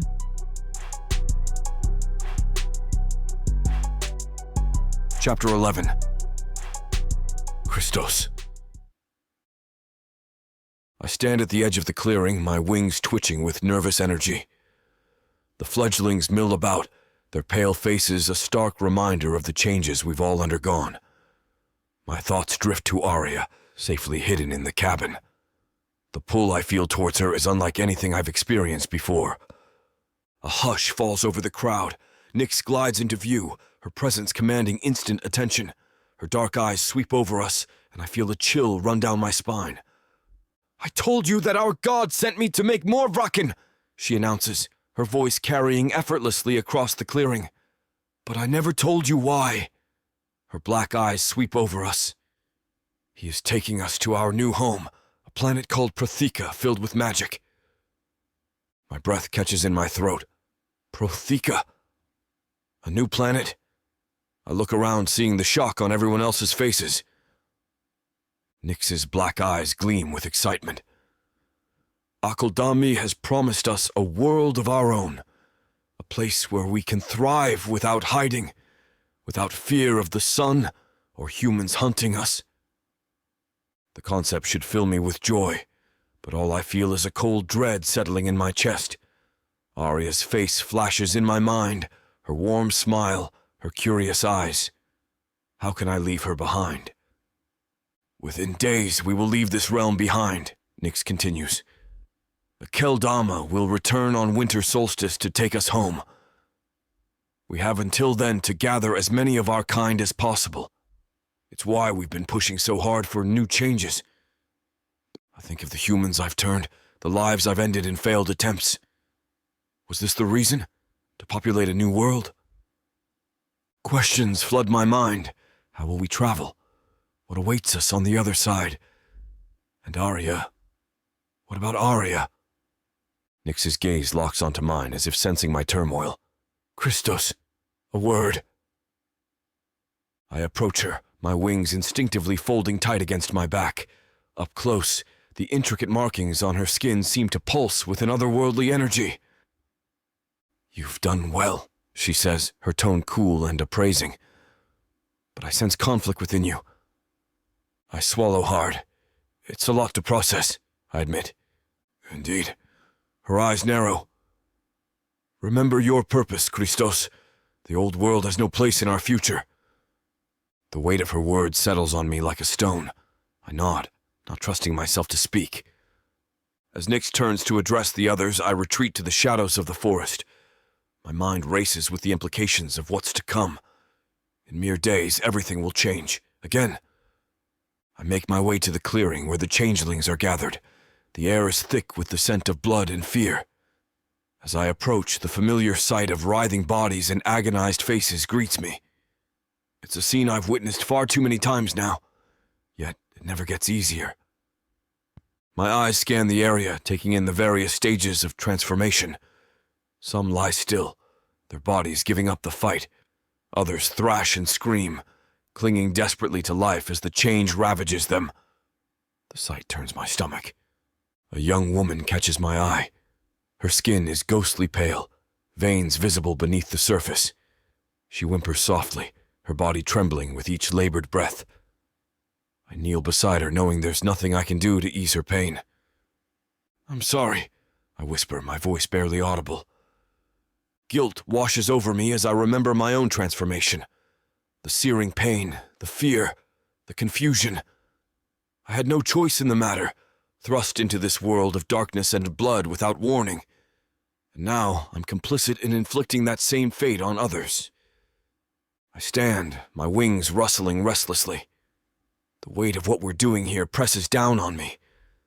These people didn't ask for this. They didn't choose to become monsters, to leave behind everything they've ever known. My thoughts drift to Aria, to the life I once had. I'm caught between two worlds, no longer fully human, but not quite embracing my Vrakan nature. And soon, even that tenuous connection to my past will be severed forever. The realization hits me like a physical blow. In a matter of days, we'll be leaving Earth behind. Everything I've ever known, every connection to my human life, will be lost. The finality of it all is overwhelming. I look around at the changelings once more, seeing my own struggle reflected in their faces. We're all trapped in this limbo, forced to abandon our humanity for a future we never asked for. I pace the small cabin, my wings twitching with nervous energy. Arya sleeps peacefully on the bed, unaware of the turmoil raging inside me. The news of our imminent departure to Protheka echoes in my mind, a constant reminder of the impossible choice before me. My eyes trace the gentle curve of Arya's face, the rise and fall of her chest. She's so vibrant, so full of life. The thought of leaving her behind twists something deep inside me. But the alternative? I run a hand through my hair, frustration building. Even though I shared with Nyx how to make a bite less painful, changing her could still kill her. We haven't been able to stop that from happening, and I've seen it happen too many times now, watched as the life drained from their eyes, their bodies rejecting the transformation. The memory of their screams haunts me, but if I don't try, I'll lose her forever. I move to the window, staring out at the dark forest. The Vraken are preparing for our journey, an air of excitement palpable even from here. This should be great news, a world of our own, free from persecution and fear. And supposedly it has magic where we can use the magic that has been gifted to us. It should fill me with joy, but all I feel is dread. Arya's sleeping form on the bed draws my gaze again and again. How can someone I've known for such a short time have such a profound effect on me? My mind replays our encounters, each moment etched into my memory with vivid clarity. Her bravery when cornered by those men, the shock and wonder in her eyes when she first saw me, the trust she placed in me, offering her blood when I was weak. I pause, my hand unconsciously reaching for my chest. There's an ache there, a longing I've never experienced before. It hits me like a tidal wave. I love her. The realization is both exhilarating and terrifying. How can I leave her behind? The thought of never seeing her again, of her living out her life without me, is unbearable. But the alternative... I shudder, remembering the failed changes I've witnessed. The screams, the agony, the light fading from their eyes. Could I risk putting Arya through that? I turn back to the bed, watching the gentle rise and fall of her chest. She deserves to know everything. About Protheka, about the risks of changing, about my feelings for her. The choice has to be hers. My heart races as I approach the bed. This conversation will change everything, no matter what she decides. I take a deep breath, steeling myself for what's to come. Arya, I say softly, reaching out to gently shake her shoulder. We need to talk. Chapter 12. Aria. I sit on the edge of the bed, my mind reeling as Christos paces in front of me. His wings twitch nervously, casting strange shadows on the cabin walls. Arya, there's something I need to tell you. His voice is low, urgent. We're leaving, all of us. The Vraken, I mean. I blink, trying to process his words. Leaving? To where? He takes a deep breath. To Protheka. It's another world, the place we originally came from. My jaw drops. Another world. I knew the Vraken were otherworldly in a sense, but this is beyond anything I could have imagined. Our deity Akeldama is taking us there, Christos continues. The time has come for us to go to our true home. I feel like I've been punched in the gut. So you're leaving? Just like that? His green eyes meet mine, filled with a mix of longing and sorrow. I have to, but Arya, He hesitates, then rushes on. I don't want to leave you behind. My heart races. What are you saying? You have a choice, he says softly. I can help you get away from here, back to your life. Or, he swallows hard, you can come with us. But that would mean going through the change. The change. The process that turned Christos into a Vraken. The one I've seen fail so horrifically. If I don't change, I ask, my voice barely above a whisper. Christos's face crumples. Then I leave you here. Either way, I'm going to Protheka. I feel like I'm drowning, gasping for air as the weight of his words crashes over me. Leave everything I've ever known. Risk death to become something other, or lose Christos forever. My mind spins, trying to grasp the enormity of the choice before me. I know it's an impossible decision, he says softly. The change is dangerous, Arya. Many don't survive it, but if you do... He trails off, leaving the implications hanging in the air between us. My heart races as I consider the options, both seem impossible. How long do I have to decide? I ask, my voice trembling. Not long, Christos admits. A few days. I stand up abruptly, needing to move, to do something with the nervous energy coursing through me. This is insane, I mutter, pacing the small room. A week ago, I was chasing down corporate corruption. Now I'm considering leaving Earth for an alien planet. Christos watches me, his expression pained. I'm sorry, Arya. I never meant for any of this to happen. I should have left you alone, but I couldn't stay away. I stop pacing and face him. Do you regret it, meeting me? He shakes his head without hesitation. Never, but I regret putting you in this position. I sink back down onto the bed, my mind whirling with possibilities and fears. The journalist in me is fascinated, itching to learn more about this new world. But the human in me is terrified, aware of all I'd be leaving behind. I pace the small room, my mind a whirlwind of conflicting thoughts and emotions. The weight of Christos's revelation presses down on me, making it hard to breathe. Another world, a complete transformation, leaving everything behind. My fingers brush against the rough wood of the cabin wall as I try to steady myself. I think about my life on Earth, the endless nights poring over documents, chasing leads, always pushing for the truth. The adrenaline rush of uncovering that corporate scandal, followed by the terror of being hunted. It strikes me that I've always been searching for something bigger, something beyond the ordinary. And now, here it is, the biggest story of all time, right in front of me.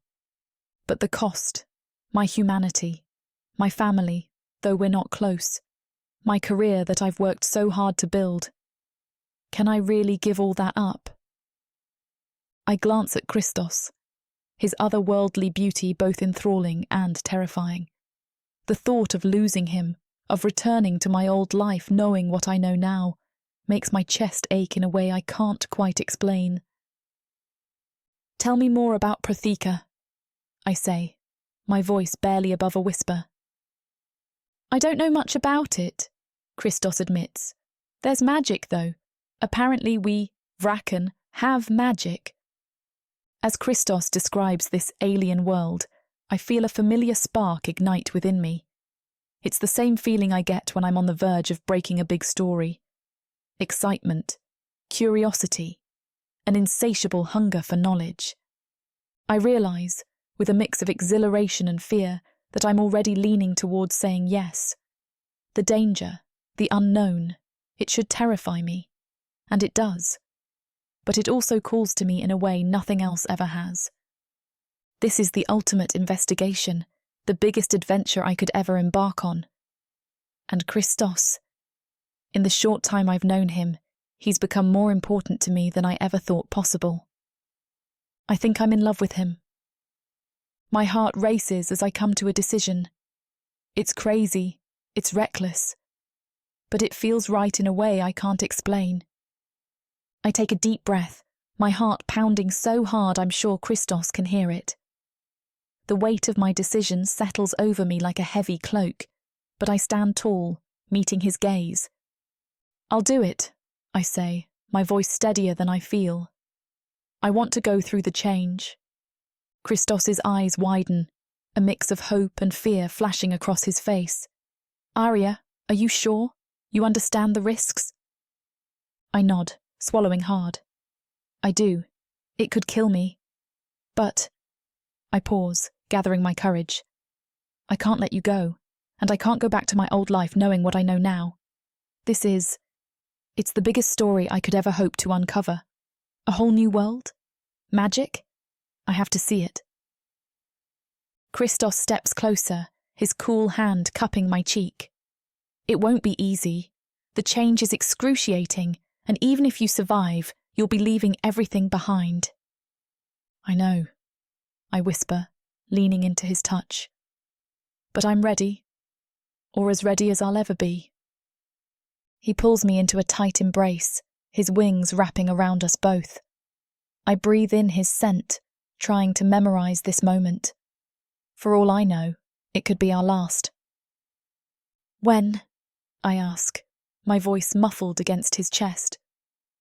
Christos pulls back slightly, his expression grave. Soon. Tonight, if you're ready. The longer we wait, the harder it will be. A shiver runs through me, but I nod. Okay, tonight. As the reality of my decision sinks in, a strange calm settles over me. I've always chased the truth, no matter the cost. This is just the ultimate expression of that drive. And Christos. In the short time I've known him, he's become more important to me than I ever thought possible. I think I'm in love with him. What do I need to do? I ask, squaring my shoulders. Christos explains the process, his voice gentle but matter of fact. As he talks, I feel a mixture of terror and exhilaration building inside me. This is it, the point of no return. But as I look into Christos's eyes, I know I've made the right choice. Whatever happens next, I'm ready to face it.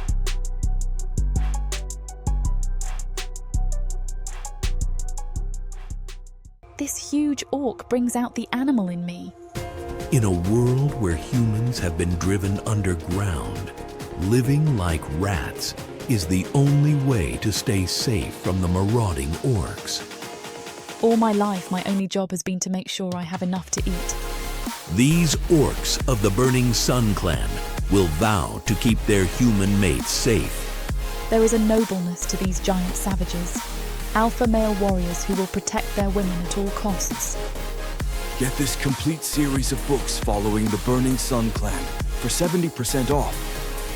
Each book is a full-length monster romance that features a giant orc with eyes for his beloved, curvy human. Happily ever after guaranteed. Protheka's magic is eternal. This bundle will show you that size really does matter.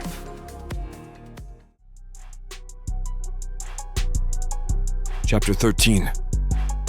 Christos. I stand at the foot of the bed, my heart heavy with the weight of what's about to happen.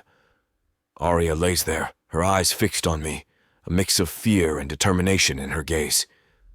The room feels too small, too confining for the enormity of this moment. I couldn't put her out there in the clearing with the others. I wanted this moment to be intimate, to let this be just between us. If anything happens, I won't let her just be another body. Are you sure? I ask, my voice barely above a whisper. Arya nods, her jaw set. I'm ready, Christos. I take a deep breath, steeling myself. This is it.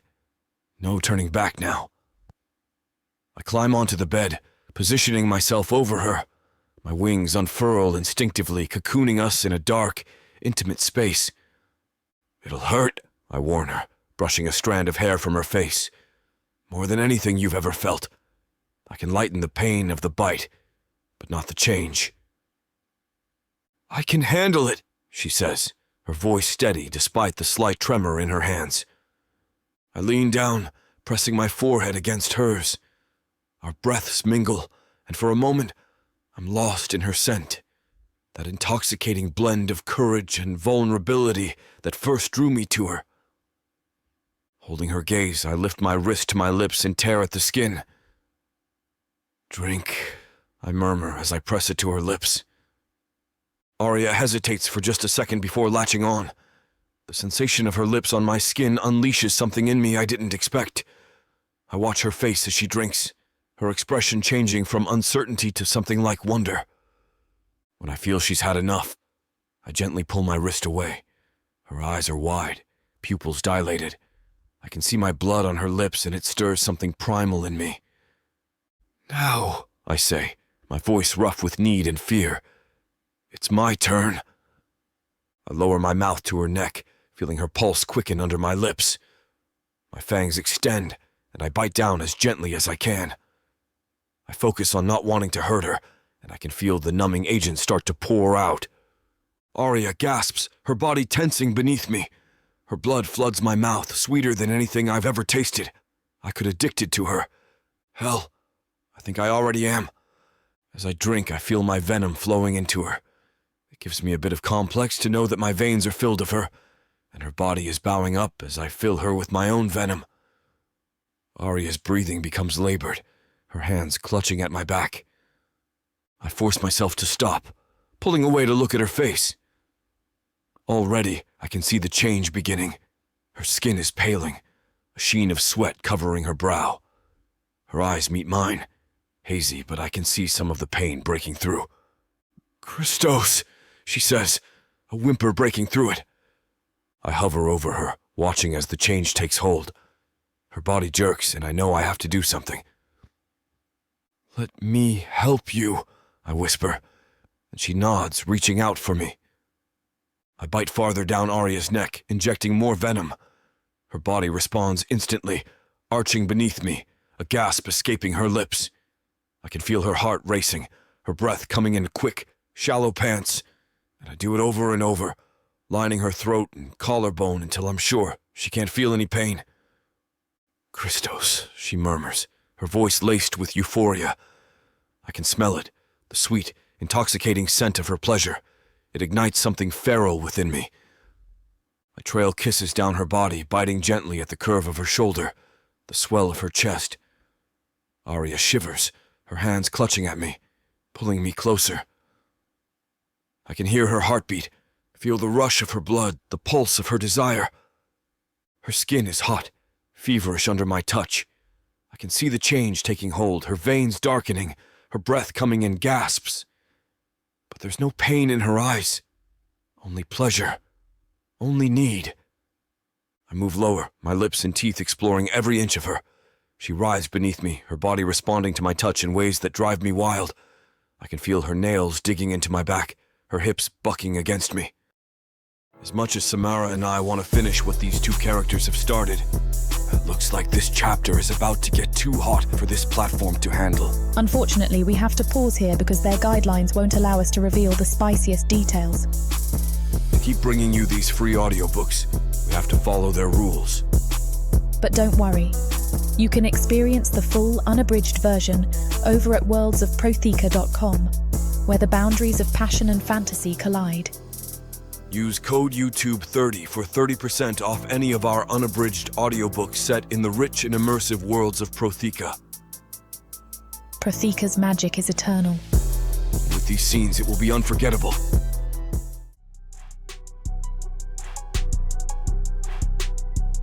Chapter 14. Aria. I'm floating in a sea of bliss, waves of pleasure washing over me. But beneath the surface, something's changing. My bones ache, a deep grinding pain that starts in my core and radiates outward. I cling to the euphoria, desperate not to sink into the agony I know is waiting. "You're doing great, Arya." Christos's voice reaches me through the haze. "Stay with me." My skin feels like it's on fire, burning and stretching. I want to scream, but my throat constricts. My back arches involuntarily, muscles spasming. Something's pushing against my shoulder blades, trying to break free. "Christos!" I choke out, my voice raw and unfamiliar. "I'm here," he whispers, his cool hand on my forehead. "Focus on my voice." I try, I really do. But the pain is everywhere now. My bones are shifting, grinding against each other as they reshape. I feel my rib cage expanding, making room for something new. And still, there's a haze of pleasure that seems to help numb it. I cling to that. The pressure on my back intensifies. It's like something's trying to claw its way out of me. I bite my lip, tasting blood. The coppery flavour sends a jolt through me, awakening a hunger I've never known. "Wings," Christos murmurs. "They're coming." With a sickening crack, my shoulder blades split open. I cry out, the sound more animal than human. But even as the pain peaks, another wave of pleasure crashes over me, dulling the edges. I'm grateful for the numbness, clinging to it like a lifeline. My vision blurs, colours shifting and intensifying. The room seems brighter, every detail in sharp focus. I can hear Christos's heartbeat, smell his skin. It's overwhelming. My back feels wet. Blood. I try to look, but my body won't obey. Something unfurls behind me, new muscles flexing for the first time. Wings. I have wings. The change ripples through me, remaking me from the inside out. My skin pales, taking on an otherworldly sheen. My senses sharpen even further, the world around me becoming almost painfully vivid. I'm slipping, consciousness fading. But I fight it, clinging to awareness. I won't let the darkness take me. Not now. Not when I'm so close to becoming something more. I'm drowning in a sea of memories and sensations, past and present colliding in a kaleidoscope of pain and transformation. One moment I'm back in my tiny apartment, hunched over my laptop, piecing together the corporate scandal that led me here. The next, I'm writhing on the bed in the cabin, my body twisting into something new and terrifying. Stay with me, Arya. Christos's voice cuts through the chaos, anchoring me to reality. A flash of my childhood bedroom, the walls covered in posters of far-off places I dreamed of exploring. Then, I'm back in the present, my skin burning as it pales to an unearthly shade. The scent of the sea fills my nostrils, a memory of the Greek island where I first encountered Christos. But it's different now, sharper, more intense. I can smell the salt on the wind, the decay of leaves on the forest floor, Christos's unique scent, all magnified 1,000-fold. Pain lances through my skull as my senses heighten beyond human limits. Colours become too bright, sounds too loud. I squeeze my eyes shut, but it doesn't help. The world presses in on me, overwhelming and alien. Another memory surfaces, the thrill of my first big story, the rush of exposing the truth. But it pales in comparison to the raw, primal energy now coursing through my veins. My bones crack and shift, reshaping themselves. I feel myself changing, becoming something other than human. Part of me wants to fight it, to cling to my old self. But another part, growing stronger by the second, embraces the change. You're doing it, Arya, Christos murmurs, his voice tight with worry. Just a little longer. I try to respond, but my voice catches in my throat. Instead, a sound emerges that's part growl, part whimper. My new vocal cords vibrate in unfamiliar ways. The pain intensifies, reaching a crescendo that threatens to tear me apart. I feel myself slipping away, darkness creeping in at the edges of my consciousness. Death hovers close, waiting to claim me if I falter. But I won't give in. I've never backed down from a challenge, and I won't start now. I focus on Christos, on the future we might have together, on the new world waiting for us. With a final agonizing push, I feel something fundamental shift within me. My heart stutters, then starts again with a new, powerful rhythm. I gasp, drawing in air with lungs that feel too big for my chest. I'm changing, dying, being reborn. And through it all, I cling to life with every ounce of my being, uncertain if I'll survive to see what I'm becoming. I gasp, my eyes flying open as consciousness rushes back. The world around me explodes into vivid detail, overwhelming my senses. Every surface, every texture, every scent hits me with startling clarity. The rough weave of the bedsheets beneath me feels like sandpaper against my hypersensitive skin. The dim light filtering through the curtains is almost painfully bright. Arya? Christos's voice is a symphony of subtle tones I've never noticed before. I turn to look at him, and my breath catches in my throat. He's beautiful in a way I couldn't fully appreciate before, his pale skin seeming to glow with an inner light. I try to speak, but my voice comes out as a raspy croak. My throat feels dry, parched, and there's a gnawing hunger in the pit of my stomach that I've never experienced before. How do you feel? Christos asks, his eyes searching mine with concern.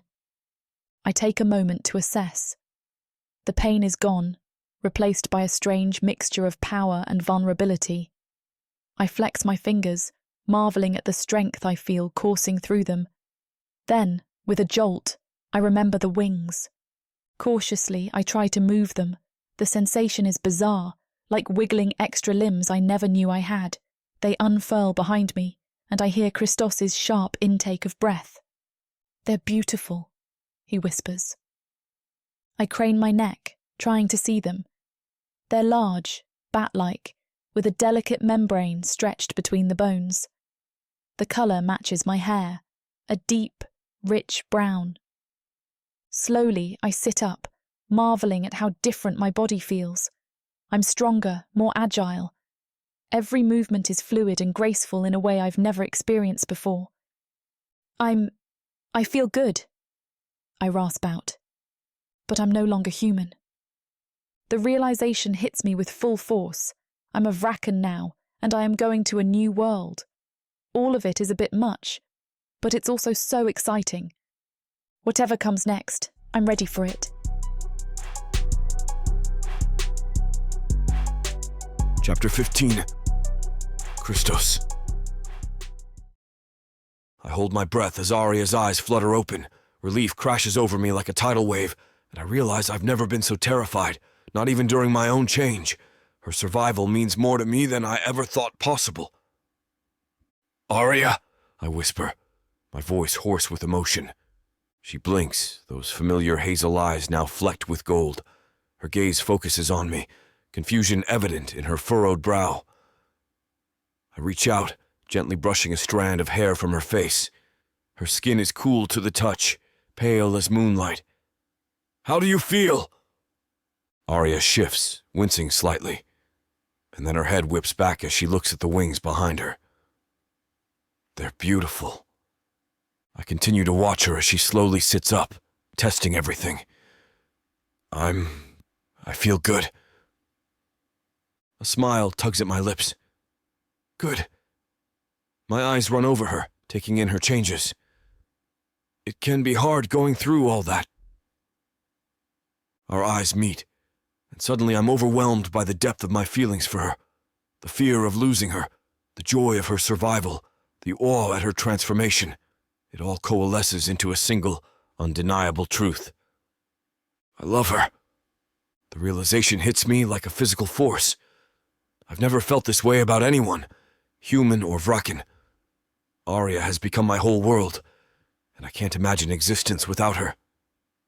Christos. Her voice pulls me from my thoughts. You okay?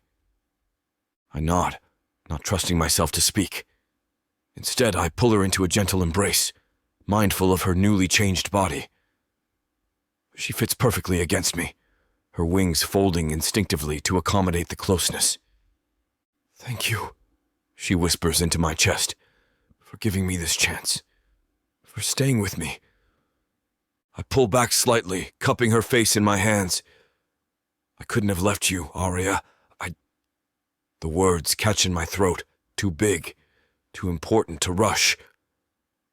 I take a deep breath, steeling myself for what I'm about to say.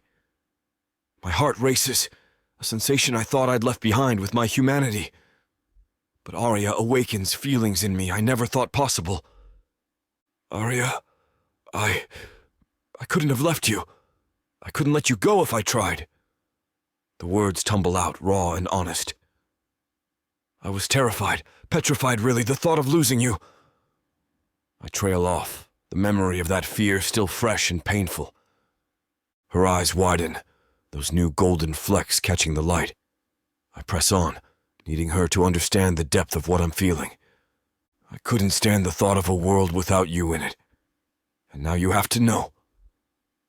I pause, searching for the right words. I love you, Arya. I'm in love with you. And I know that we just met.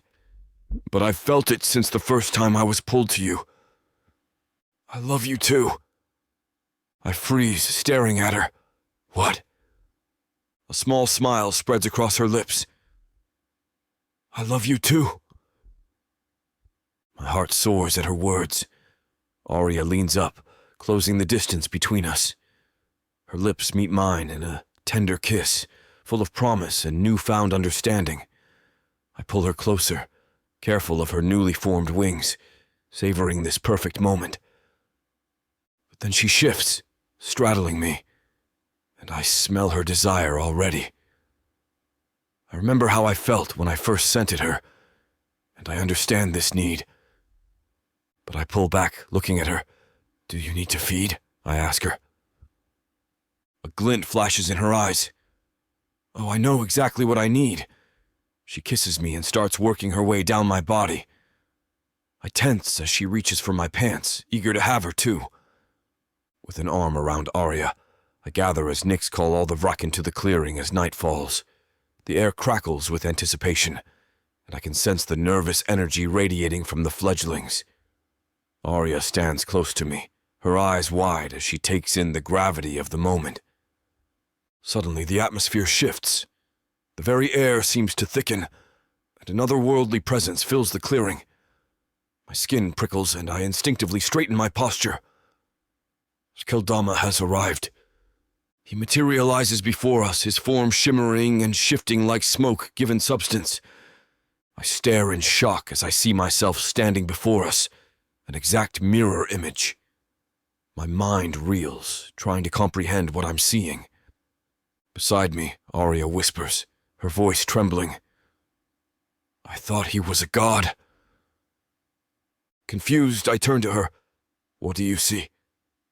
Her eyes are wide, locked on the figure before us. "I see myself." A deep chuckle resonates through the clearing, Akeldama clearly entertained by this. His presence is overwhelming, filling the space with an energy that's both alluring and terrifying. Akeldama's gaze sweeps over us, and I feel the weight of it like a physical touch. It's as if he's peering into our very souls, judging our worth. When his eyes land on me, I fight the urge to look away. The power radiating from him is palpable, a force that threatens to bring me to my knees. His voice, when he speaks, is a multitude of sounds at once, a whisper and a roar, the rustle of leaves and the crash of waves. It reverberates through my body, settling deep in my bones. "My children," Akeldama intones, his form solidifying into that of a man with features that seem to constantly shift and change. The time has come. I feel Arya's hand slip into mine, squeezing tightly. The god's presence is intoxicating, drawing us in even as it fills us with a primal fear. This is power beyond comprehension, ancient and terrible and beautiful all at once. Then, gasps erupt from the gathered Vraken as Akeldama's appearance begins to shift and change like smoke in the wind. Arya's grip on my arm tightens.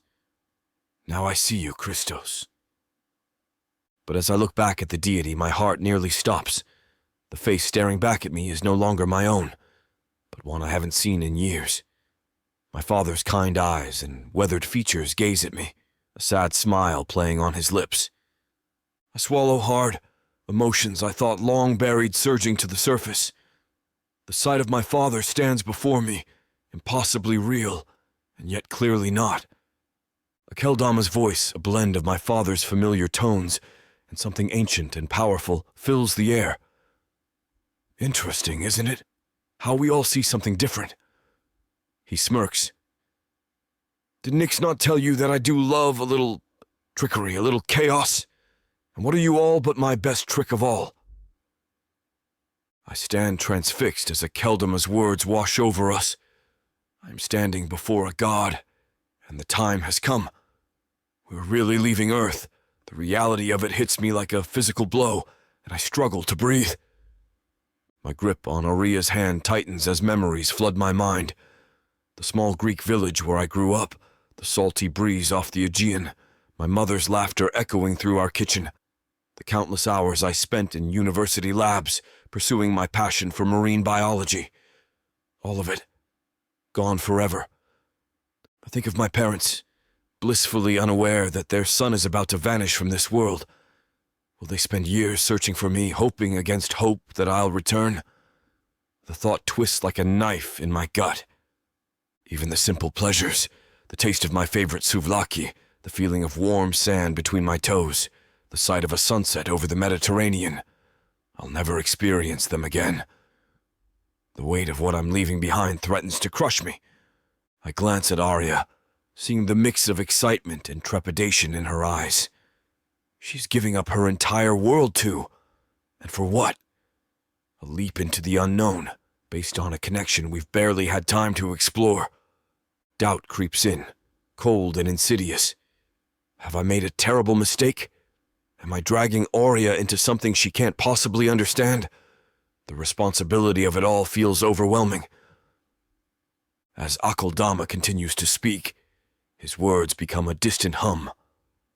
My mind races, grappling with the finality of what's about to happen.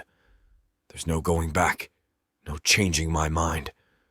In mere moments, everything I've ever known will be left behind. The enormity of it all leaves me reeling. I'm about to step into a new world, with new rules, new dangers. Can I protect Arya there? Can I even protect myself?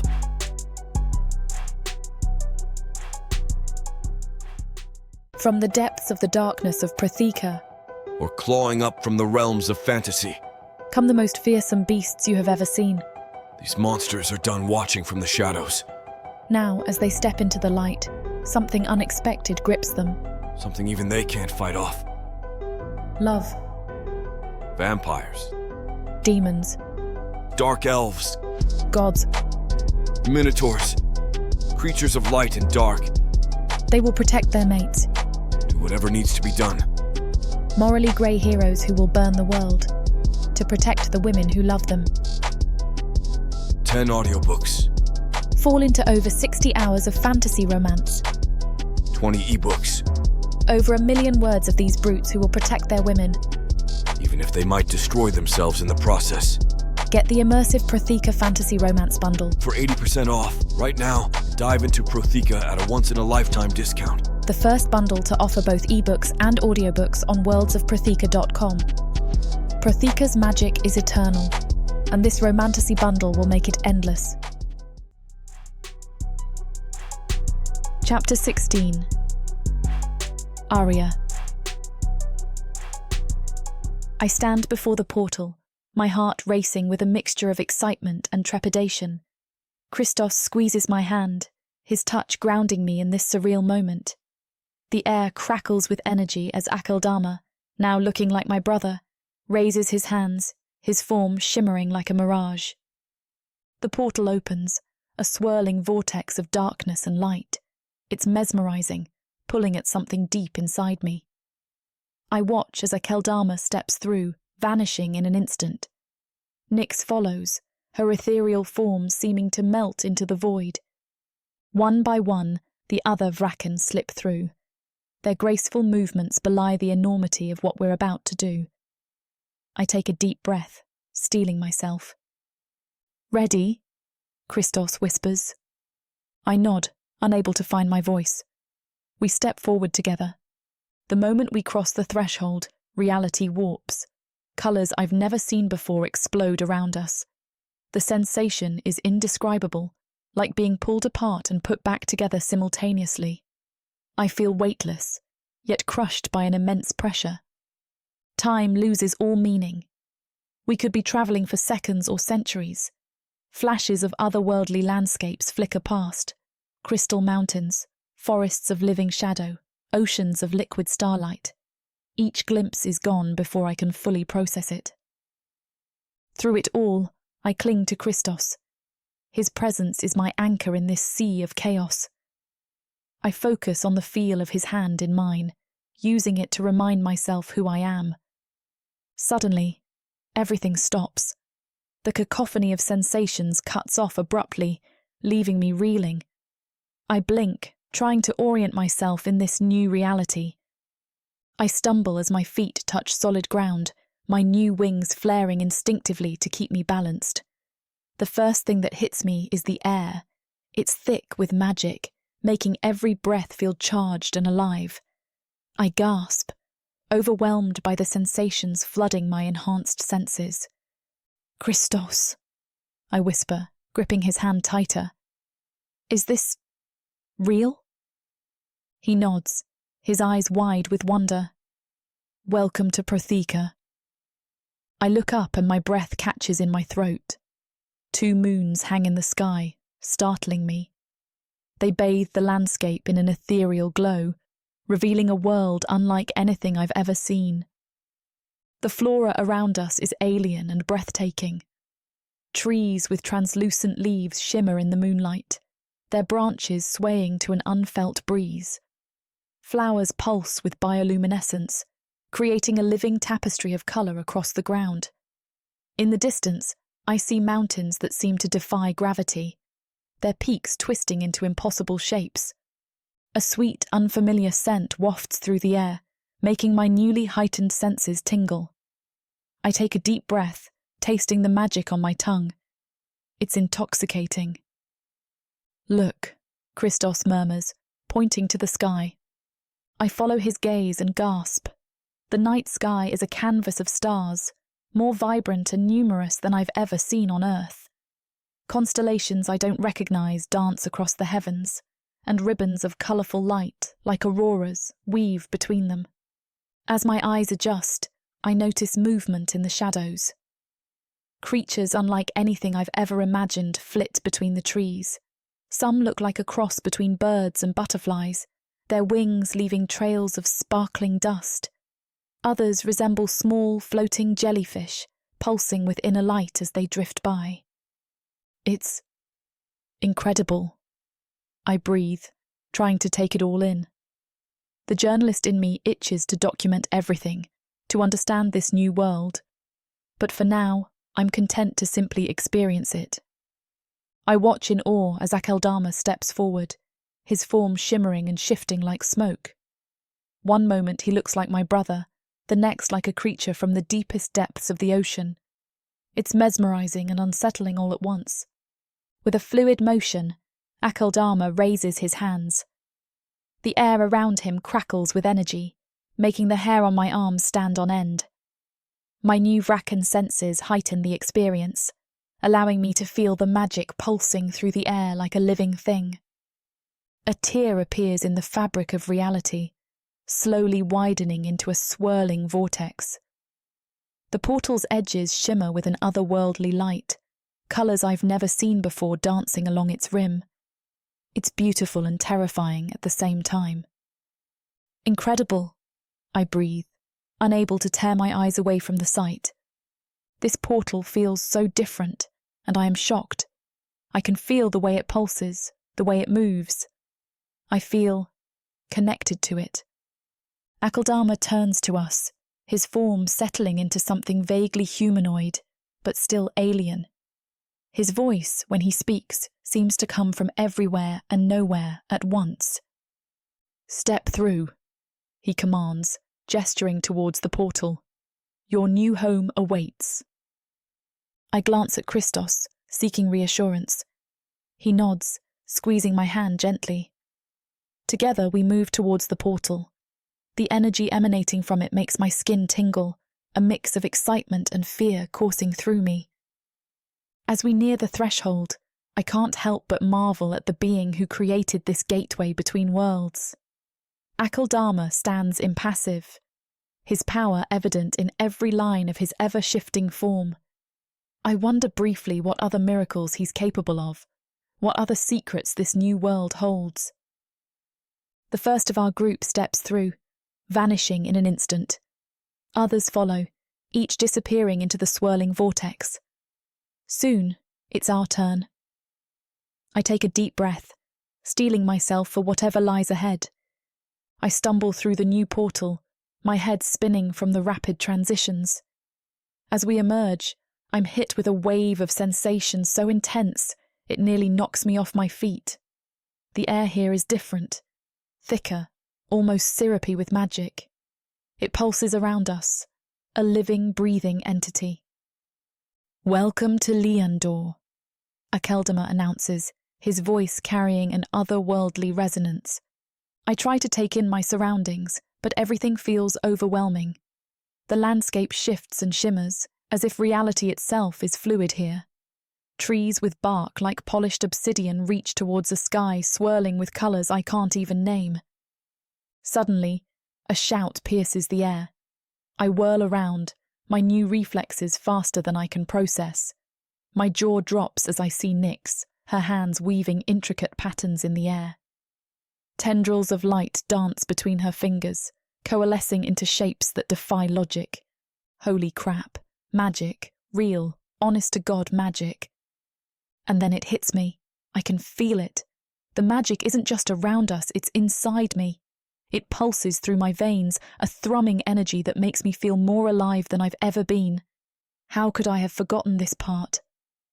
I look down at my hands, half expecting to see sparks dancing across my skin. The power inside me feels barely contained, like I might burst if I don't let it out somehow. Christos, I whisper, my voice shaky with awe and a hint of fear. I can feel it. The magic. It's part of me now. He nods, his eyes glowing with an inner light I hadn't noticed before.